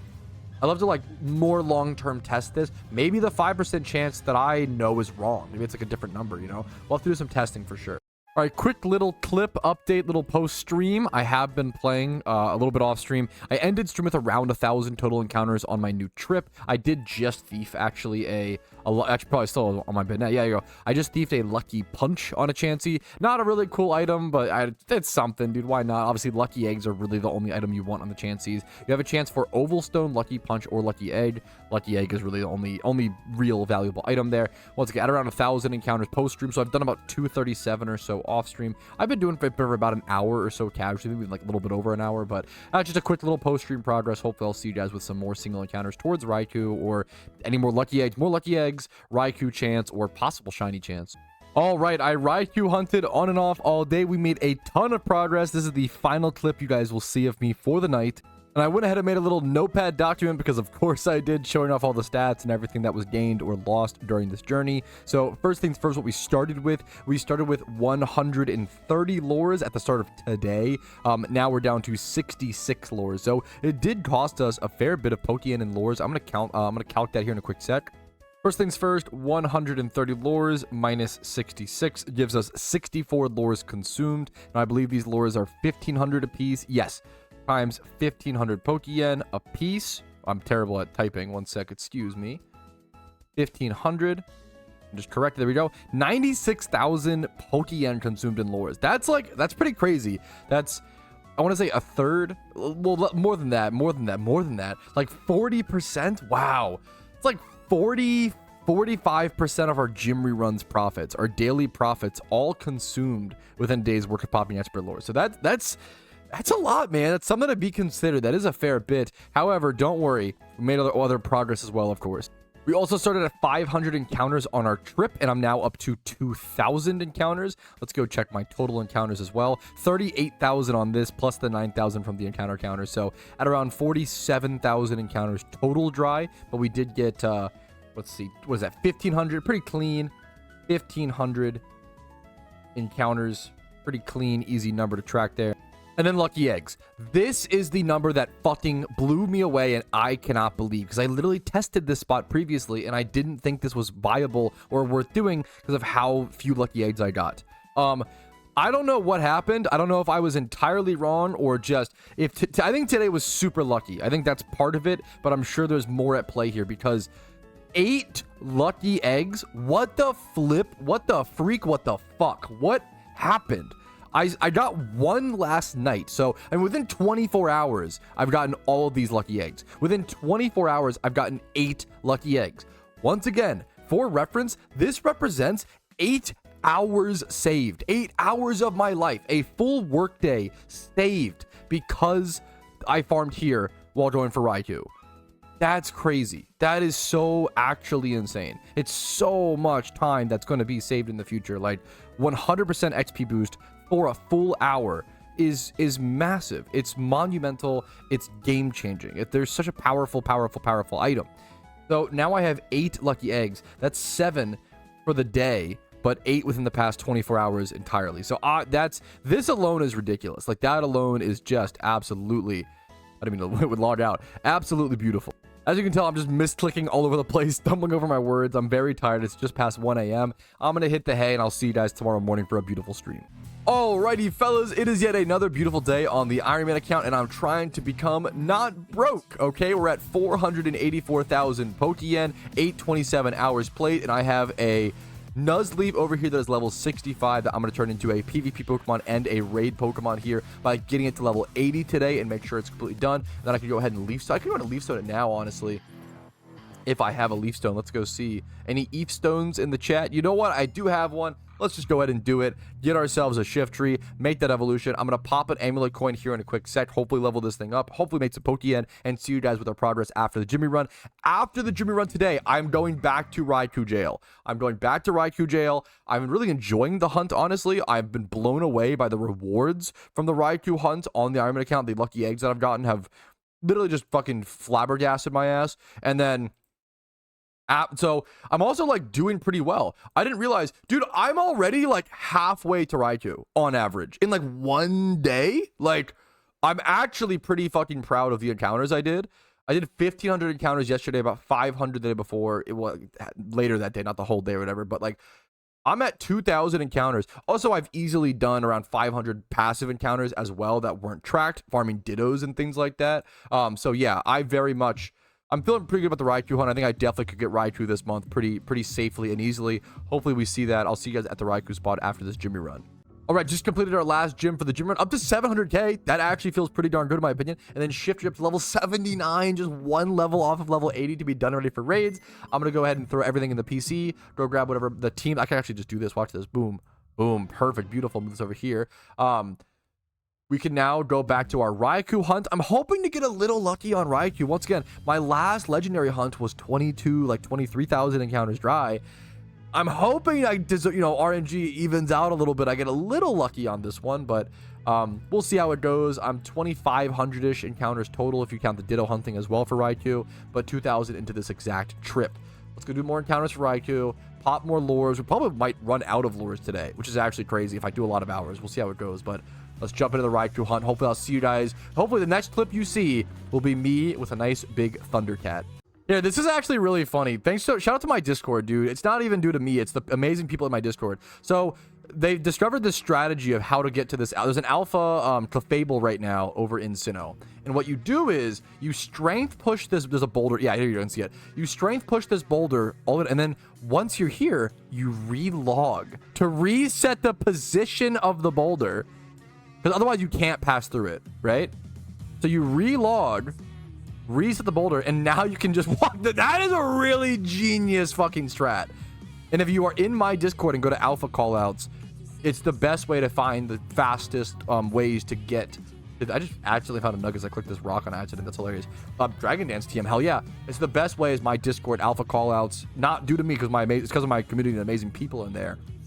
It's the easiest way to find how to get to these alphas as quick as possible. That was so much faster than if I just dirtled around inside this cave, dude. Wow.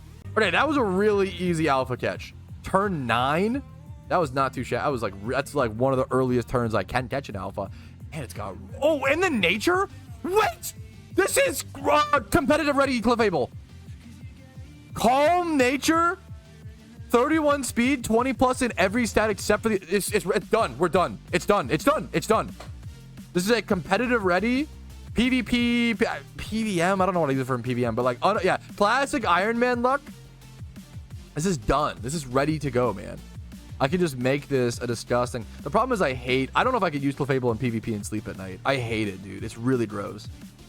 Cosmic power, stored power, disgusting shenanigans. Ugh, it just puts a shiver down my spine. But we got it, dude. One of the most Giga Chad ways, nobody should do this or will do this, but one of the most Giga Chad ways to build Clefable is what you do is you use Magic Guard for an offensive benefit. It says the Pokemon only takes damage from attacks. What you do is you go double edge, 252 attack, adamant, like choice band, full damage Clefable, and then you hit double edge and you don't take any recoil damage because of Magic Guard. That's the Giga Chad way to build Clefable, but it is also objectively incorrect and dog shit, but it's really cool looking. Anyways, but after that alpha catch, back to Johto, back to the Raikou hunt. Hopefully I'll see you guys next clip with a legendary encounter. Yo, what? Yes, what? Shiny Ditto on the iron, let's go! Holy shit! That's fucking sick nasty, dude. That is so sick. Yes! Shiny Ditto on the iron! Oh my god, that being the shiny here, that being the encounter, that being the single, that being the blue blob. Oh my god. Okay, let me show my, people are gonna see I'm not at 2,000 encounters. I am higher. I'm at 38,000. Okay, so don't think I'm like that lucky. Holy fuck, I thought my next clip was gonna be a legendary. Instead, it was a fucking shiny, dude. Oh my goodness, I even have my Ditto catching Smeargle on me. This is such a beautiful shiny to get on the iron. I'm gonna like think for a second. Well, even more so, I had 9,000 encounters on my GEC before, so I'm at 38,000 plus 9k. I'm technically 47k dry, which is still not dry enough for how lucky I've been on my account. I told my wife, I think I'm gonna go like disgustingly dry. I think I'm gonna go like 200,000 encounters dry. Oh my goodness, but my Iron Man luck is too good. I'm gonna go this Smeargle. It should be super safe. Oh my goodness, it's so beautiful. It's so beautiful. This should have no way to kill itself. I also have no way to kill it. I should be good to Fall Swipe Spore. And then it just turned nighttime. I can even use Dusk Balls. It's like the perfect... Dude, that's crazy. It's literally like I'm Ditto farming. It's literally like I'm Ditto farming. Oh, that's so insane. Dude, fucking cinema, bro. Pure cinema. I can always change it to a luxury ball after I catch it. Oh, that's so... I'm so happy to have a Ditto. The funny question is, do I end up using this shiny Ditto to breed up a shiny on the Iron Man at some point? Maybe. It depends on how it comes out. Like, I don't know. We'll have to see, man. It's kind of scary. It's an option. I'm curious where shiny breeding will take us on the Iron Man account if we get there and stuff, you know? I'm excited to see the IVs, yeah. Oh, man, dude. Oh, man. If I breed a shiny Ditto with a shiny Pokemon that I have, you have to breed 2 shinies. Yeah, shiny. If you breed 2 shinies together, the baby is guaranteed shiny. It consumes 1 in the process. When did Timer Balls become better? It's turn 7. They are better right now. I'm gonna use Timer Balls. I hope this has like 2 times 31 or has good stats. Holy crap, dude.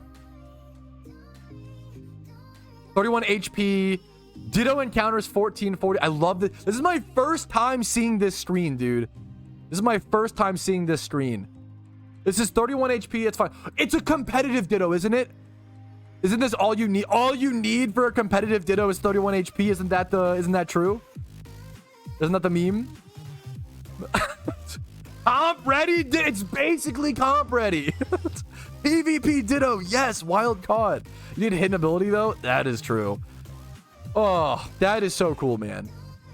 Holy shit. Share? What the fuck? Social media? What the fuck does this do? I have no idea. Oh, man. This is beautiful, dude. I'm so happy, dude. What a cool single encounter shiny to get here, dude. Encounter counter reset to 0. Hell yes, dude. Hell yes. No, not Rumel immediately redeeming to nickname the Ditto Mommy. That's the rule, man. That's if chat nicknames and I can't say no beyond a certain limit, and I think that's within the certain limit, we're gonna go nickname the shiny Ditto. We just got a frisk proc on the Chansey. Give me a fucking lucky egg immediately after the shiny Ditto to really just squeeze out the RNG. Come on, give it to me. Just show me the egg. Show me the plus 100%. It's just that easy. I'm just that good at the game. It's all skill-based. It's a talent system. Holy fuck. I'm just that good at the game, dude. That's insane. That's the 9th lucky egg. No, this is actually real as fuck, Rumel. Rumel says, on an Iron... I feel like this is my theory, he says. My theory is, I feel like Ironman accounts will always seem luckier since we are taking more chances. On the main account, you would just buy items and mons off the GTL, cutting out those grinds that would get you more encounters at chances for rare shit. Also, 1x31s are rare on the Iron Man, while a normal account would just throw it away. Yes. No, I think that's actually there are catches that we get on an Iron Man account that are rare and exciting for us because we're playing an Iron Man account. There are so many mons that are like a decent catch on a it's worth no poke in, so you would just get rid of it. It's a very, very good point. As well as it's the same like fallacy of like why new players always seem luckier than veteran players. It's like a time, I'm just making this up, but it's like a time fallacy thing where like if you have 100,000 new players, right, that all get to, what's the math? Let's shrink our numbers. If you have 10,000 players that all do, what is that, 30 encounters? Just very few encounters, right? It's really easy to have 10,000 players do 30 encounters, and that would equal 300,000 total encounters, right? So out of those 10,000 players who only got 30 encounters, on average, that's what, 10 shinies? 10 of those players are going to get a shiny in only 30 encounters. So when you think of things in like a mass aggregate, you start to realize like, oh shit, like, because there's so many new players in PokeMMO, like it's really easy to be a new player and get 30 encounters. It's really hard to be a player who goes 400k dry because a lot of people give up or don't get to that point.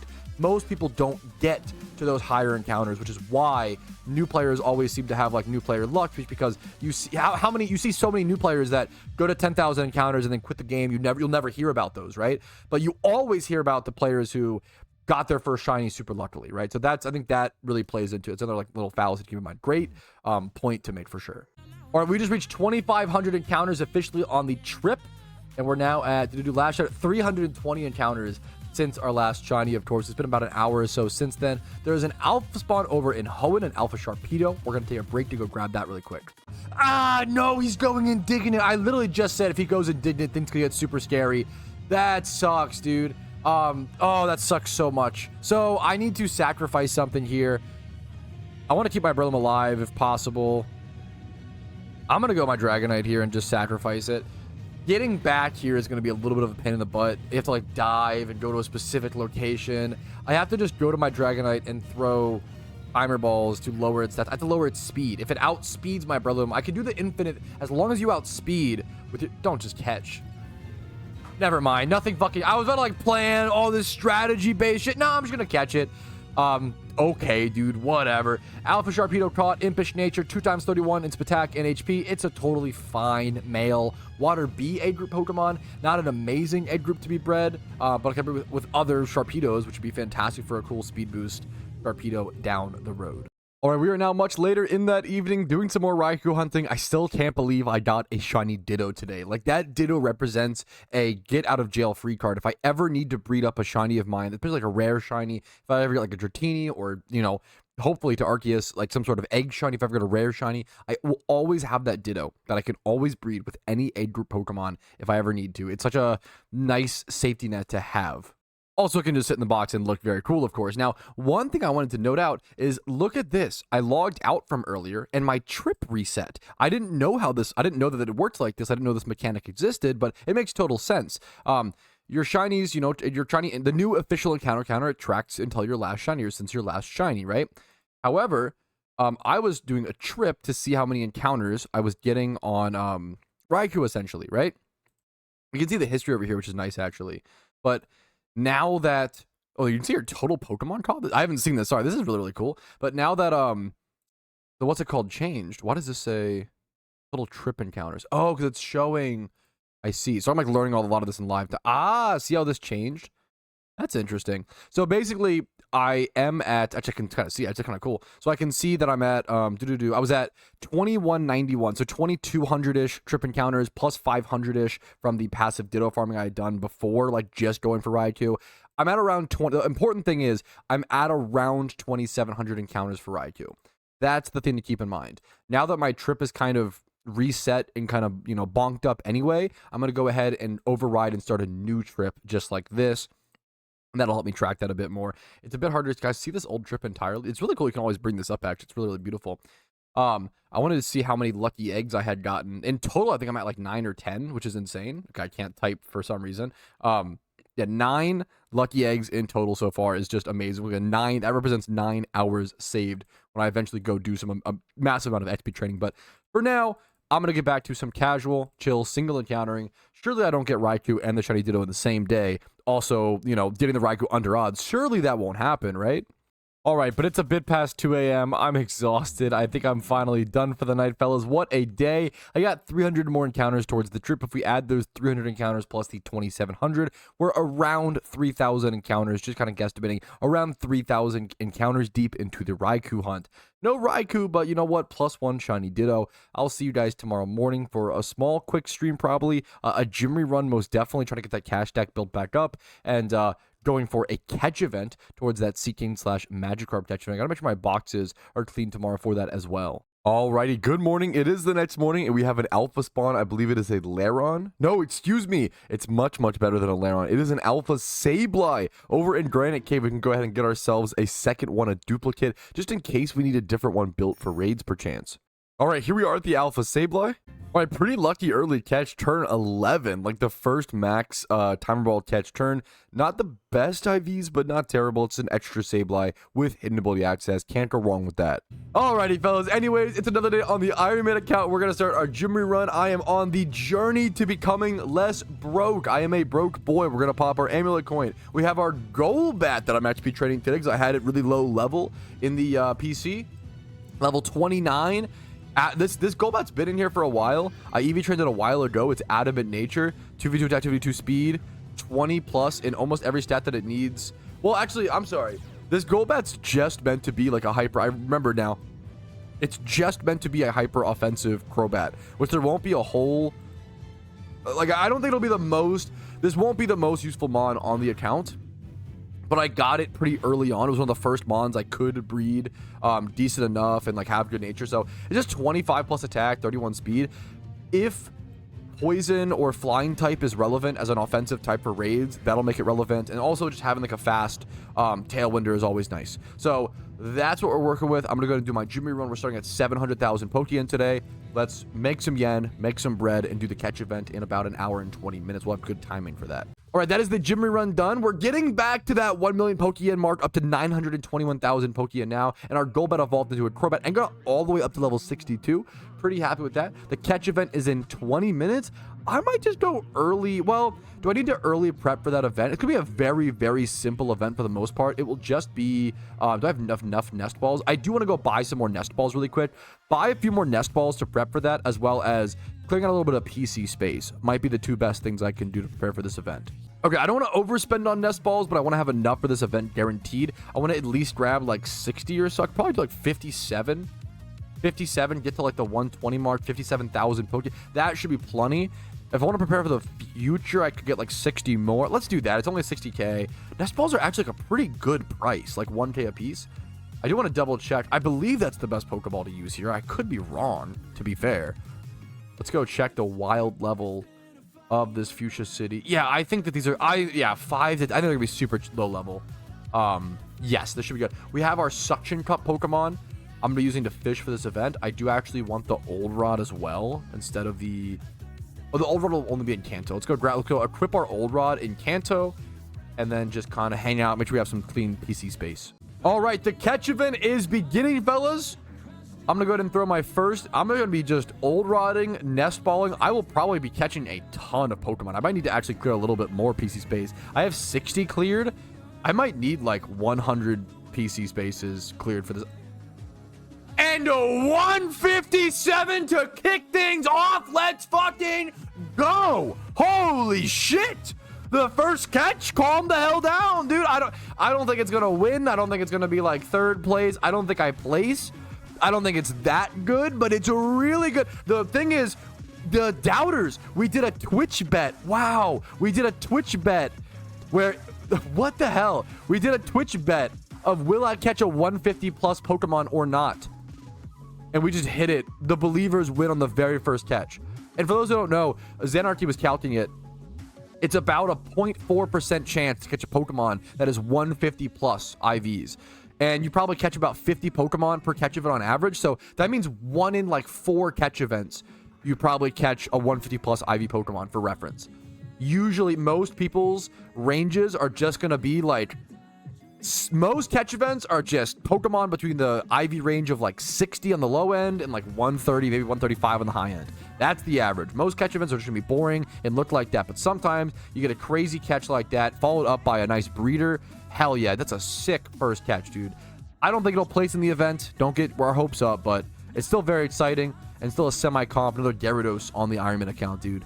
Alrighty, fellas, that is the end of the catch event. I caught a lot of really good cards. I'm actually like, I caught a lot of breeders, like to an extent where I'm worried that I'm gonna be like so low on box space. Like my more breeders box looks like this right now, which is crazy. Ooh, also this got like, oh, we filled up a lot with carps. Okay. First things first, I'm going to sort this by total IV. This will most likely give us our highest catch. It might have been our first catch. Our first catch, it makes total sense. Our first catch, the 157, was our highest catch. I am going to submit it. That's a 157, but the odds of it winning are almost 0. Keep that in mind. We're going to throw this back over into our breeder's box, but I'm going to do a little bit of box sorting, and I'll see you guys soon with that as well. All right, I think I finally have everything sorted. These are all getting released. These like few 8 Magikarps right here, but not just these. Also, all of these are getting released as well. These are not worth keeping. They're not quite good enough, even though there are some good stats in here. Not worth the box space. Rest in peace, Carps. 07s in chat. See you later, gamers. We are keeping, however, these 9 Carps, as well as these 1, 2, 3, 4, 5, 6, 7, 8, 9. So 18 Magikarps. That's a lot, dude. 18 Magikarps are being kept as breeders. That is quite a bit. So much, quite a bit. I have more over here that I didn't actually check out. These are probably all released as well. So even more didn't release. Excuse me. Didn't even get to these. Wow. Let's just boom, boom. See you later, mates. There you go. Rest in peace. All right. So yeah, 18 breeders are kept, so much so that this is like full. This is full. I have 1, 2, 3, 4, 5, 6, 7 boxes of breeders, absolutely full to the brim, and even a little bit more. Not a good position to be in. I gotta make some breeders or seriously release some Pokemon here very soon. Especially before event season. I'm gonna have to like catch a bunch of like swarm Pokemon and things like that. I'm gonna have to like catch a bunch of Mons during the Halloween event. I need PC space. Yeah, we're going to have to enter a big breeding arc soon. Yo, what the? Yo, wait, an Iron Man 1-4. Yo, Iron Grinch. Iron Grinch. 1/4 place with a total score of 8 points. It's Grinchler. Holy shit, dude. That's crazy. It's the Grinchler in chat. I love seeing Iron Men win events, dude, or like place in events. Congratulations, dude. Let's go, Grinchler. Magikarp used dive 168 for 3rd place. That's what I guesstimated the scores would be. We're in for 2nd place now. Congratulations. 8 total score. 8 total score with no species bonuses is crazy. That is a very low catch. Wait, also third place is in okay, fourth and third place in the Twitch chat. Shout out to the gamers. I appreciate you guys hanging out. Honored to have talented people hanging out in my dumbass stream. So waiting for second place. No, second place with 169. This is the first like normal score catch event. What's up for the 8? The 8 point is really impressive. That's so low. That means Research Bear 1, who's also in chat. Dude, Research Bear, come on, show it to me. One of the kindest. The winner of the event, 173 points, Researching Bear. One of the kindest, like most consistently nice to new players. Is everyone in, all 4 are in chat? Wow. It's what, 166. Good score though, William. Sorry you just missed it. Dude, Research Bear has been here. He's been watching my streams for like 2-3 years. He's been so chill. He's always so nice. That's so deserved. Congratulations, man. Congrats to everybody. All 4 people in the chat. Holy shit. Congrats to you all. We love to see gamers gaming and winning. Congratulations, guys. What a cool event, man. I got really lucky. Got a lot of above average catches. A lot of very good breeders. Congrats to everybody involved. Very cool catch event. Make sure if you want to, you know, get your name called out, have these kind of moments, have fun. Join the community of PokeMMO. If you don't really know, you know, if you're a single player, you don't really have you aren't in a team, maybe you don't even have that many friends in PokeMMO. You want to make some friends? Catch events, one of the best ways to do it, man. Come hang out on the streams, watch the catch events, get tabs on what are the best catches, the worst catches, keep tabs on things. It's a lot of fun. Come check us out on Twitch Monday through Thursday, 12 p.m. ET. Sometimes on the weekends for some of these catch events as well. That's awesome. Nice job, guys. Nice job. All right, we have a pretty interesting alpha spawn over on the Ironman account. Over in Sinnoh, there is an alpha Staraptor who gets the Reckless ability, which actually increases the damage of like self-damaging moves. Things like Brave Bird, which is really important. Brave Bird and Double Edge, which are 2 stab moves for Staravia/Staraptor. So this could be a really powerful like PvP or even PVM. If we haven't really seen the flying type be a super good type yet in raids or PVM, but I could absolutely see that becoming the case at some point. We only really need, if we get like one, what would you need? Like a ground grass or like some sort of Pokemon that wants to attack with earthquakes. Probably not that, but like some mon that wants to attack with earthquakes that is also weak to flying, or even like a Breloom raid, for example, something that's 4 times weak to flying. So versus like just fire, like just Charizard. You know, the problem is most things that are weak to flying are also weak to fire, so that kind of factors in. Uh-oh, the Staravia has reversed its stats and become indignant, and it's +5. Okay. I either need to catch it without Spore on one of these last 4 timer balls or just come catch this again. Yeah, this feels pretty brutal. Oh, and the Iron Man luck continues. That's a huge relief, dude. On the last ball, I might have lived 1 attack, to be fair, from this thing after I lowered its stats down to only +2. Maybe it would have been +1 if that ball failed, but there we go. We get ourselves a hidden ability access to Ravia. Not the best, I mean, not bad. Timid nature is not good, obviously. We'll rebreed, that's fine. I mean, honestly, better than I realized. Yeah, actually really quite good. I will need to brace attack on this and then get the nature up to like adamant most likely.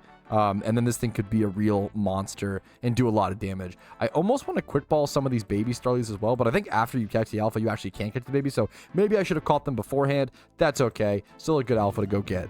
All right, was doing a little bit of single encounters, you know, late night, just running back and forth, hoping for the Raikou up to 500-ish here. I kind of lost track of, I think I'm a little over 3,000. I'm kind of lost track at the moment for how deep I am to Raikou, but that's okay. We have ourselves a melodic alpha catch. I'm going to head over here. I'm going to go shiny check the little baby Phoebuses really quick, see if one of them is purple, and hopefully see you guys with the melodic catch.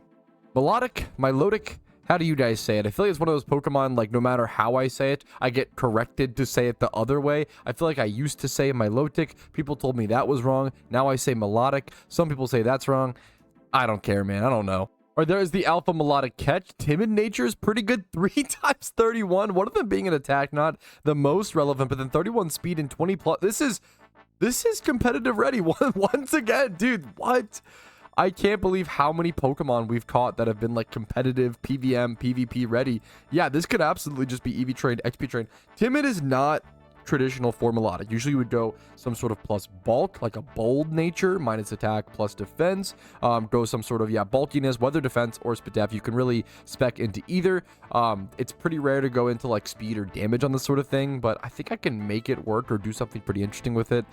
I'm fine with that. Like, that is, honestly, I'm very happy with that. I'm also just not a huge melodic fan. I think it's fallen. Yeah, it's down to the NU tier. Sorry to melodic fans out there. No disrespect. I'm not anti-melodic. I just never really been a big fan of the Pokemon, and it's really fallen off over the years, over the past few years in PokeMMO, unfortunately.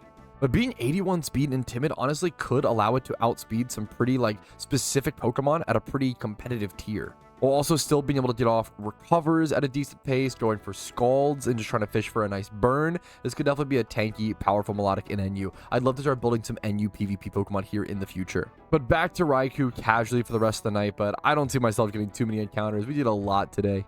It's been a pretty successful Friday in my personal opinion.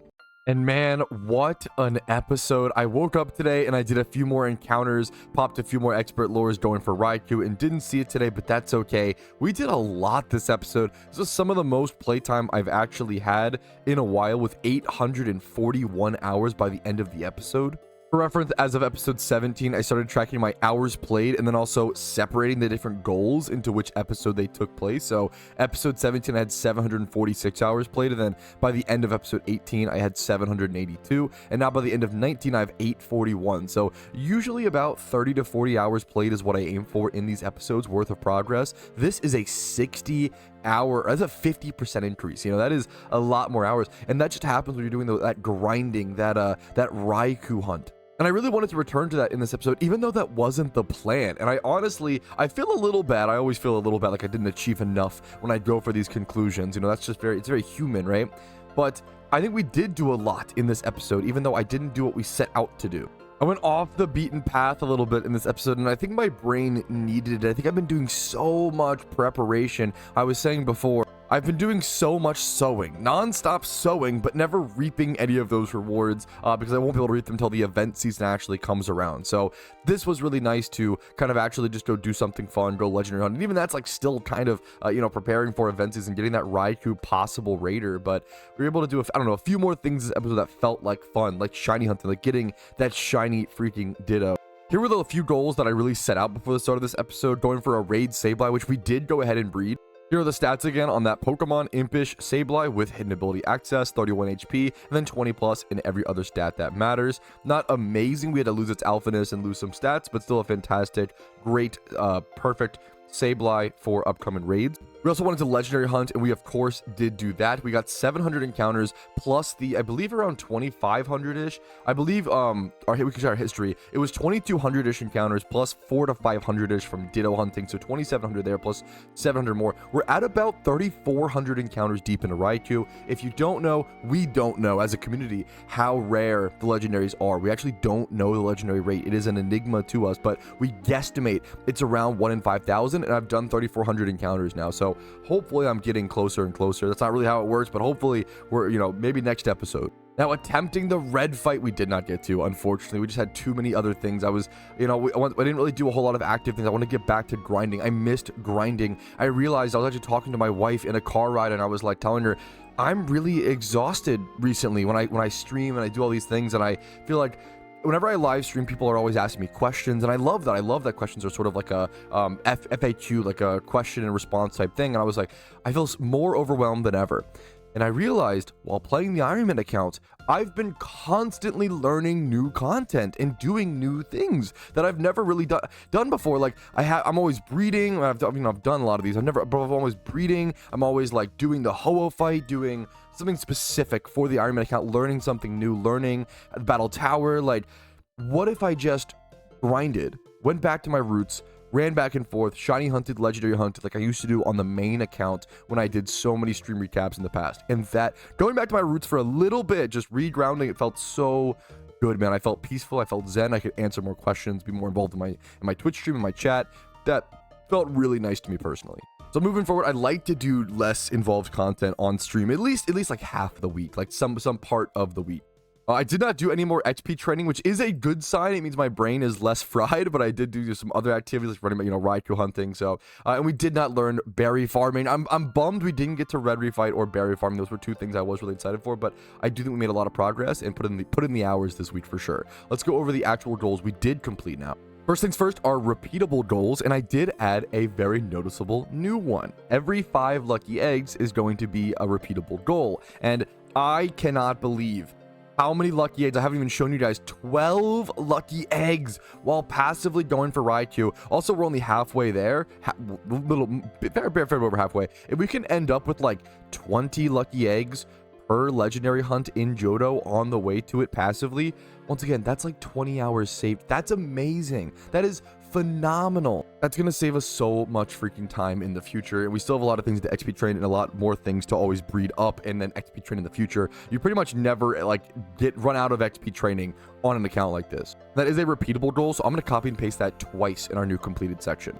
And then consume 60 Pokemon via breeds. We definitely did this at least once. We honestly might have done it twice, but I didn't. I don't know if I tracked my numbers quite enough to really qualify that. So I'd rather, underestimate than overestimate type situation. Yeah, I don't think I can actually check the eggs. I don't believe so. Let me see. Maybe no, I don't think we can. So I'm going to go ahead and just consider that done at least one time. We did Ditto farm a fair bit in this episode, and then consumed a lot of those to make space for a catch event, and did some rare shiny hunting. Almost done our repeatable goals. We did not go on Apricorn runs, didn't play PvP. We did create 3 new good IV Pokemon. I'd have to guess we did a few breeds, and we did farm 20 Everstones. We only farmed 7 Amulet coins. I wanted to go back and get the full 14 for the goal, but that didn't end up happening, and you know what? I'm still happy with the 7 that I achieved.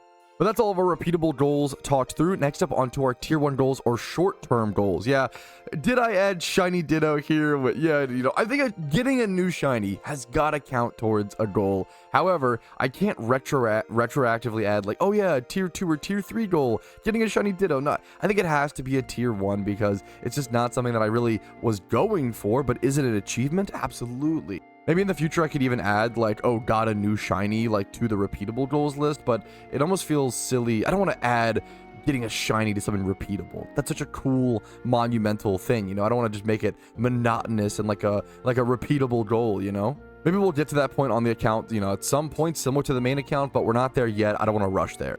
And I don't think I really finished a whole lot of breeds, unfortunately, at least for these Pokemon. I spent a lot of my time, the breeds that I did do, on things like the Pumpking, Aerodactyl, and the Gothitelle, and that's what we get over to in our tier 2 goals. You can see down here, these were 2 of the most difficult Pokemon that I had to, really breed. These were really difficult. I do have these made now. I can go ahead and delete, boop.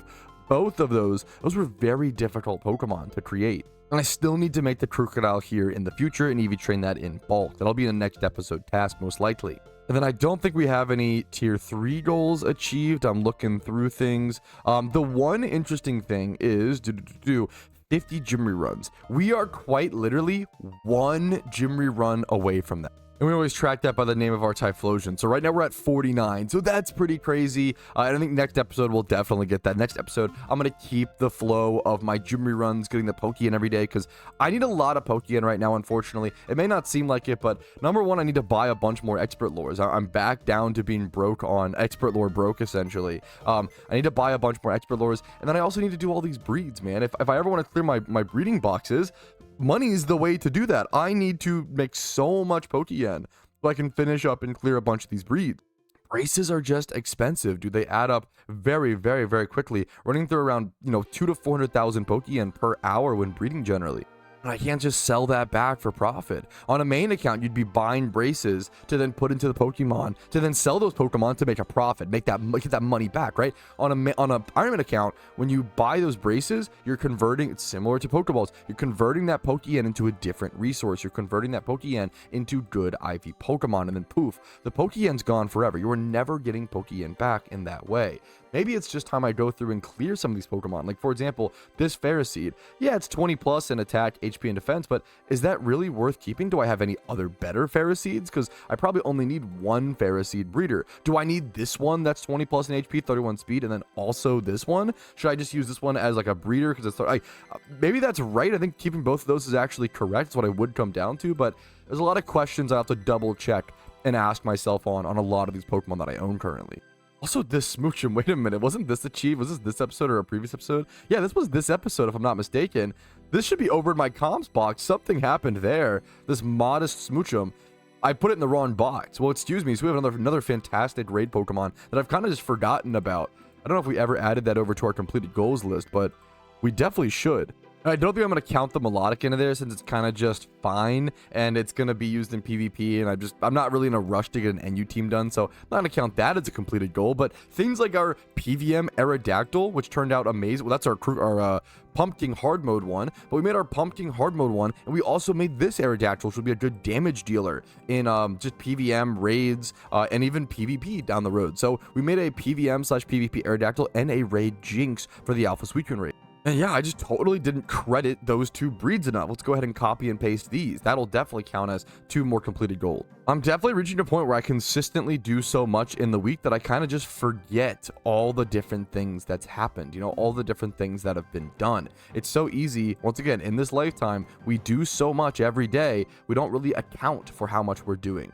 And we may do a lot, but we don't always feel like we're doing a lot. And it's an important double-checking reminder to make goals in lists like this, whether in a video game or in a real-life circumstance. All right, so one last time, here is my episode 18 goals, and I was at 782 hours played when I achieved them. And now here are my episode 19 goals, 841 hours played, 10 different lucky eggs were achieved. I'm just really kind of buzzing off that. We consumed 60 Pokemon via breeds. We got 3 new good IV Pokemon. We farmed 20 Everstones. We got a shiny Ditto. Why the hell not? We got a Jolly Aerodactyl with Wide Guard, specifically made to be bulked up for the Pumpkin hard mode strat. A naive Gothitelle, very specific for that strategy as well. And then a PVM PvP Aerodactyl as well, and a raid Jynx. We did a bunch of other things like hunting that darn Raikou for so long and never getting it, so maybe next episode we can knock off the Thunder Beast off our list. That will also be our first Jodo Legendary, allowing us to finally use I believe our Rainbow Quills that we've been stocking up. We have 60 of these, and we haven't even been able to use them yet. But that is all of the goals we achieved this episode on the Ironman account. Thank you guys for watching. It warms my heart when I see comments of people being like, I look forward to this all week. Like, I love watching this every Sunday. Dude, I love making these episodes. I love this account. It is really my pride and joy right now, and I'm so honored that people enjoy watching it. That's, you know, one can be without the other. There are so many people in this world who work very hard, are very passionate about something, but don't get the recognition they may deserve or don't always get the eyes on it. And I'm just so fortunate to have the eyes that I do to be able to play this account and just have fun and play the game that I love. And I just am so thankful. Thank you guys so much for watching. Hopefully you guys enjoyed. Like the video if you did, dislike if you didn't, subscribe to the channel for daily videos every single day regarding PokeMMO videos every single day. Follow me on Twitch for streams Monday through Thursday at 12 p.m. ET. All my social medias are linked down below. You can also follow me on TikTok at PetrowskiMMO. I'm trying to get more people into the game. The TikTok is really a way to bring in a new audience into PokeMMO, and that's really important for MMOs and games to survive and thrive. And don't get me wrong, PokeMMO is definitely thriving. The Discord is down below, which will be monstrously helpful during the event season. I cannot recommend enough. If you're not in my Discord, joining it, even if you want to just join for the event season and leave after the event season is over. I'm dead serious. I don't care about my Discord analytics, right? It's just so helpful. It's so helpful to players during the event season for so many different chats and so many different reasons. Check it out if you're interested. And then if you want to go above and beyond and support the channel, YouTube memberships, Twitch Primes, Twitch subs, and PayPal and Venmo donations really do allow me to be here. The amount of fan funding I get is what keeps the lights on and allows me to make these sorts of videos, challenges, start the Ironman project in general. So thank you guys so much from the bottom of my heart. You are life-changing. With that said, have a great day. Good luck on your shiny hunts. I hope you guys get as lucky as I do. Good luck on your breeds. Good luck on your nature rolls. Good luck in PvP. You know, whatever you're doing, good luck, have fun, and enjoy PokeMMO. Yo, what's up? Outro Petrowski here, and I wanted to take this time to say thank you to everyone who goes above and beyond and supports my channel. Your names are all listed here. You make it possible for me to make helpful and mildly entertaining content for the game that I love and make it available for free for everyone to enjoy. Thank you so much for allowing me to even be here.